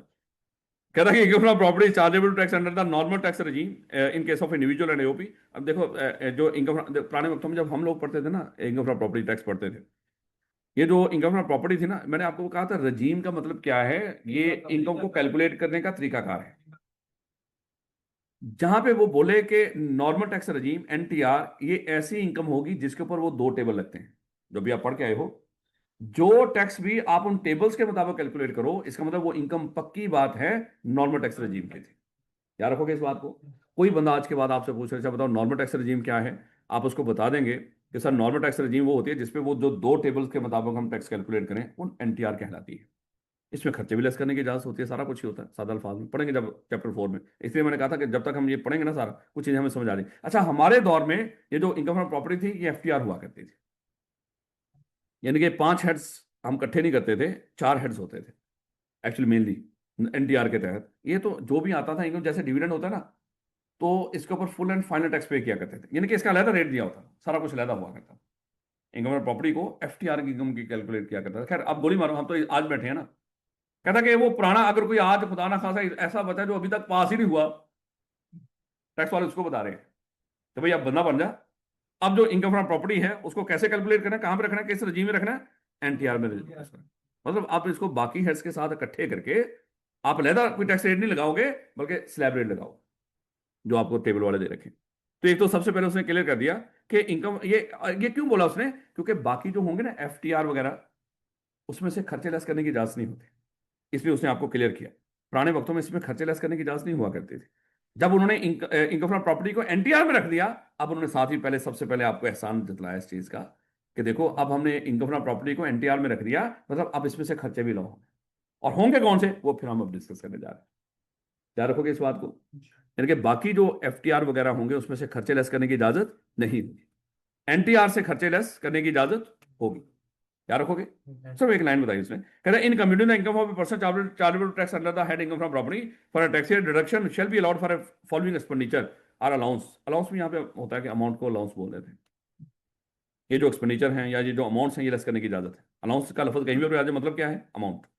वो कहेगा ये जो नीचे खर्चे कर रहे हो, चले खर्चे ना भी किए हो, अमाउंट लेस करने की इजाजत होगी। लेवल हो गया, खर्चा ना भी हो, अमाउंट लेस करने की इजाजत है। याद रखोगे। इसलिए हम सिर्फ पहले ही डिस्कस करने जा रहे हैं, आज यही डिस्कस करेंगे, और बाकी टाइम बच के तो डिस्कस करेंगे, क्योंकि 5 मिनट हैं अभी। मिस्टर ए, इसने अपना घर रेंट पे दिया मेरे बच्चों, और ये रेंट पे दिया 1 लाख रुपया पर मंथ। मिस्टर बी, 1 जुलाई को रेंट पे दे दिया, टैक्स ईयर 2026। चलो भैया, इसका रेंट बताओ कितना बना। नशा हो, फिर कहते हैं सब क्यों बोलते, 12 लाख ऐसे ही ये इसका रेंट निकला है। इसके अलावा और कुछ भी नहीं, और कोई इंफॉर्मेशन मैंने बताई आपको, और कुछ भी नहीं। अच्छा, इसका कोई खर्चा बताया मैंने यहाँ पे, कुछ भी नहीं है, कोई खर्चा कोई नहीं है ना। इसका मतलब अगर कोई और रेंट में कोई, ना तो नॉन एडजस्टेबल एडवांस आ रहा फिलहाल, ना ही कोई फोरफिटेड डिपॉजिट है, तो यही अमाउंट क्या कहलाएगी, रेंट चार्जेबल टू टैक्स। ऐसे ही ना मेरे बच्चों, 12 लाख रुपए। अब हम लेस करेंगे रेंट चार्जेबल टैक्स में से, लेस करेंगे डिडक्शंस। क्या लेस करेंगे, डिडक्शन। मैंने तो आपको कोई खर्चा बताया ही नहीं, मैंने बोला कोई खर्चा, लेकिन उसके बावजूद टैक्स वाले कहते हैं राणा साहब खर्चा नहीं भी किया हो, एक अमाउंट फिर भी लेस कर लो, अलाउंस। समझा रहा हूं ना आपको, अलाउंस का मतलब क्या है, अमाउंट। खर्चा किया हो या ना किया हो, एक अमाउंट लेस कर लो। मैंने कहा कि सर कितनी अमाउंट। कहता कि ये जो आपका रेंट चार्ज टैक्स बनता है ना, इसका 1/5, 1/5। जा क्या याद करेगा, करो निकालो, लेवल नहीं होगा वैसे तो भी। ये पंजाबी समझ आ जाती है ना। हाँ, मैं पंजाब से निकलवा दूंगा उसको जिसने कहा पंजाबी नहीं है समझ आती। अच्छा, 2,40,000 ये लेस करने की आपको इजाजत है। अब सुनो ये है क्या, ले बेटा। कहता कि और ये सिर्फ बिल्डिंग के लिए होगा, याद रखें। अगर अगर किसी ने प्लॉट रेंट पे दे दिया, किसी को लैंड रेंट पे दे दिया, उसके लिए नहीं हुआ करेगा ये होता है मेरे बच्चे। अज्यूम कर लो कि अगर कोई बंदा बिल्डिंग रेंट पे देता है, तो बिल्डिंग में आपको पता है कि खुदा ना खासा वो उसकी कोई रिपेयर एंड मेंटेनेंस ये भी करते हैं हम। तो वो कहता है कि रिपेयर एंड मेंटेनेंस के ऊपर तो आप अन्य आप भी खर्चा कर सकते हैं। ये ना हो कि इस साल आपका 12 लाख रुपया रेंट आया और आपने कहा कि सर 20 लाख तो मैंने ऊपर लगा दिया, और 20 लाख यहां से लेस कर रहे थे और टैक्स वालों के खाते में निकाल रहे हो। को जैसी मर्जी रिपेयर एंड मेंटेनेंस कर लो, आप 100 फुल बूटे बना लो वहां पे घर में। टैक्स वालों ने कहा कि भाई देखो, रिपेयर एंड मेंटेनेंस, क्योंकि चूना लगा रहे थे लोग रिपेयर एंड मेंटेनेंस के नाम पे टैक्स वालों, उन्होंने कहा कि नो मोर चूना। आज के बाद रिपेयर एंड मेंटेनेंस के नाम पे आप चाहे रिपेयर एंड मेंटेनेंस करो या ना करो, बाय डिफॉल्ट 1/5 और रेंट चार्जेबल टैक्स जितना बढ़ेगा रेंट चार्ज, अगर वो दो चीजें बाकी भी होती वो भी हम बीच में शामिल करते हैं। जो रेंट चार्जेबल टैक्स होगा बाकी सब कुछ शामिल करके जो भी अमाउंट आएगी उसका 1/5, कोई भी डिडक्शन लेस करने से पहले जो रेंट चार्जेबल टैक्स वो वाला। अभी कोई डिडक्शन लेस नहीं की हमने, कोई और खर्चे और भी खर्चे लेस होंगे, हमने कुछ लेस नहीं किया। सबसे पहला जो खर्चा लेस होना है बाय डिफॉल्ट बिल्डिंग के मामले में, सिर्फ ये याद रखना, प्लॉट के मामले में ये नहीं। और यकीन कर लो, जब वो प्लॉट देगा ना, रेंट पे देगा, आप बाय डिफॉल्ट लाजमी तौर पे उसमें से ये रिपेयर एंड मेंटेनेंस अलाउंस ये लेस किया करो, लिखवा लो मुझसे, मैं दिखा दूंगा आपको। तलहा जब ये टेस्ट होगा ना, इस तरह के जो होंगे ना बच्चे, उनको लहरा रख लेना आप, मैं उनको दिखाऊंगा कि आप लोगों ने ये किया होगा, याद रखोगे। तो रिपेयर एंड मेंटेनेंस अलाउंस उसको कहीं बताने की जरूरत ही नहीं मेरे बच्चों। कोई खर्चा नजर ना आ रहा हो तो ये खर्चा पक्का है, उसका नाम क्या है, रिपेयर एंड मेंटेनेंस। और ये कितना हुआ करता है हमेशा, 1/5 ऑफ रेंट चार्जेबल टैक्स, ये आपने लेस करना ही करना है। अब आपको धोखा देगा क्या क्या, मिस्टर ए ने मिस्टर बी को ये घर रेंट पे दिया और इस साल में जो रिपेयर एंड मेंटेनेंस का जो खर्चा किया मिस्टर बी ने, ए ने, वो रिपेयर एंड मेंटेनेंस के ऊपर खर्चा कर दिया उसने 6 लाख रुपए। ये दे देगा खर्चा, वो बीच में लिख देगा, क्या आप बताओ आप क्या करना है। कानून कहता है कि सिर्फ 1/5 ऑफ रेंट चार्जेबल टैक्स यही लेस करने की इजाजत है। आपने क्या किया या नहीं किया, हमें उससे कोई लेना देना नहीं है। तो इसको हम इग्नोर कर देंगे, इसका कोई लेना देना, बता भी देंगे उसको, भाई असूल ये है 1/5 ऑफ रेंट चार्जेबल टैक्स, यही खर्चा अलाउ होता है, चाहे खर्चा हुआ हो या ना। अगर हुआ हो आपने जितना मर्जी किया हो, हमें उससे कोई कंसर्न नहीं है। असूल है ना बच्चे, कानून पढ़ रहे हो आप, यही कानून है, याद रखोगे। नहीं याद रखना, मुझे लग रहा है पहला पहला खर्चा बड़ा इंपॉर्टेंट, जिसके बगैर कभी न्यूमेरिकल प्रॉपर्टी का कंप्लीट होगा ही नहीं। लेकिन अगर वो सवाल किसका हुआ, बिल्डिंग का, लेकिन मुझे पता है कि आपका न्यूमेरिकल तब भी कंप्लीट नहीं होगा अगर प्लॉट भी हुआ तो। है ऐसे ही है ना रचो, मैं जितना मर्जी आपको तंज कर लूं, लेकिन बात वही होनी है जो मैंने बोली। देखो लाइन पढ़ो, कहते हैं respect of repair to a building, लेकिन सर बिल्डिंग रिपेयर, देखो लॉ में हर चीज का मतलब है। अगर यहाँ पे building and land and building लिख सकता था, लेकिन ना ना ना मेरे, उसे सिर्फ लफ्ज किसका लिखा है, बिल्डिंग का, क्योंकि रिपेयर फ्लॉट को क्या रिपेयर करना, जमीन पड़ी हुई क्या रिपेयर करोगे इसको। तो ये हाँ, तो कहता है कि in respect of repair to a building and allowance, मतलब वो अमाउंट सीधी सीधी equal to 1/5 of the rent charge tax. और जब ये अमाउंट होगी, ये हर तरह का जो रेंट उसमें जो रेंट वाली इनकम है वो सारी बीच में ऐड करके, इन रिस्पेक्ट ऑफ द बिल्डिंग, फिर उसने बकवास कर दी दूसरी दफा, फॉर द ईयर, इनको साल में 1/5 of the rent charge tax आपको अलाउंस डिडक्शन के तौर पे अलाउ है, ये लेस कर लो आप। और इसका नाम क्या होगा, repair and maintenance allowance, computer before any deduction lot. और ये जो 1/5 लोगे ना, ये नहीं होगा जैसे मान लो कि यहाँ पे 12 लाख आया, 12 लाख में से हम कहेंगे पहले बाकी खर्चे लेस कर लो, पीछे रह गया 8 लाख रुपए, 8 लाख का 1/5 ना ना, उसने कहा कि जो टोटल रेंट चार्ज टैक्स बना ना, सबसे पहले 1/5 ही उसका लेस करो आप। नहीं ना समझे, बाकी जब सवाल करेंगे तो इंशाल्लाह पता चलेगा, अभी भी हमारा 2 मिनट पड़े होंगे। तो ठीक हो गया मेरे बच्चों, ठीक है। वैसे वैसे दुख वाली बात है, नॉर्मल क्लास रेगुलर क्लास में लोग 2-2 घंटे की पढ़ाते हैं टैक्स की, और हमारा फास्ट ट्रैक है, इसमें थोड़ा सा मार्जिन रखना। अगर 5-7 मिनट हो तो उसका मार्जिन आपने अगले दिनों में रखना है। हाँ नहीं, मैं अनाउंस करके नहीं रखूंगा, लेकिन वैसे मैं बता रहा हूँ कि इसका कहीं पर अगर जरूरत पड़ गई तो थोड़ी सी क्लास से उसको एक्सटेंड कोई 10-15 मिनट किए जा सकते हैं अगर जरूरत पड़ गई। लेकिन फिलहाल तो इस तरह की महसूस तो नहीं हो रही आपकी हालतें देख के, लेकिन फिर भी अब मेरे कल इनका टेस्ट है, फिलहाल एमसीक्यूज होगा, चैप्टर 4 जितना पढ़ा है हमने, का इनका टेस्ट होगा। ठीक हो गया। ताकि वो सारे कॉन्सेप्ट इनसे पूछ लिए जाए। 40 होते हैं। टैक्स को खुदा ना खासा इसको कोई पाउन हुआ हुआ है। क्या है?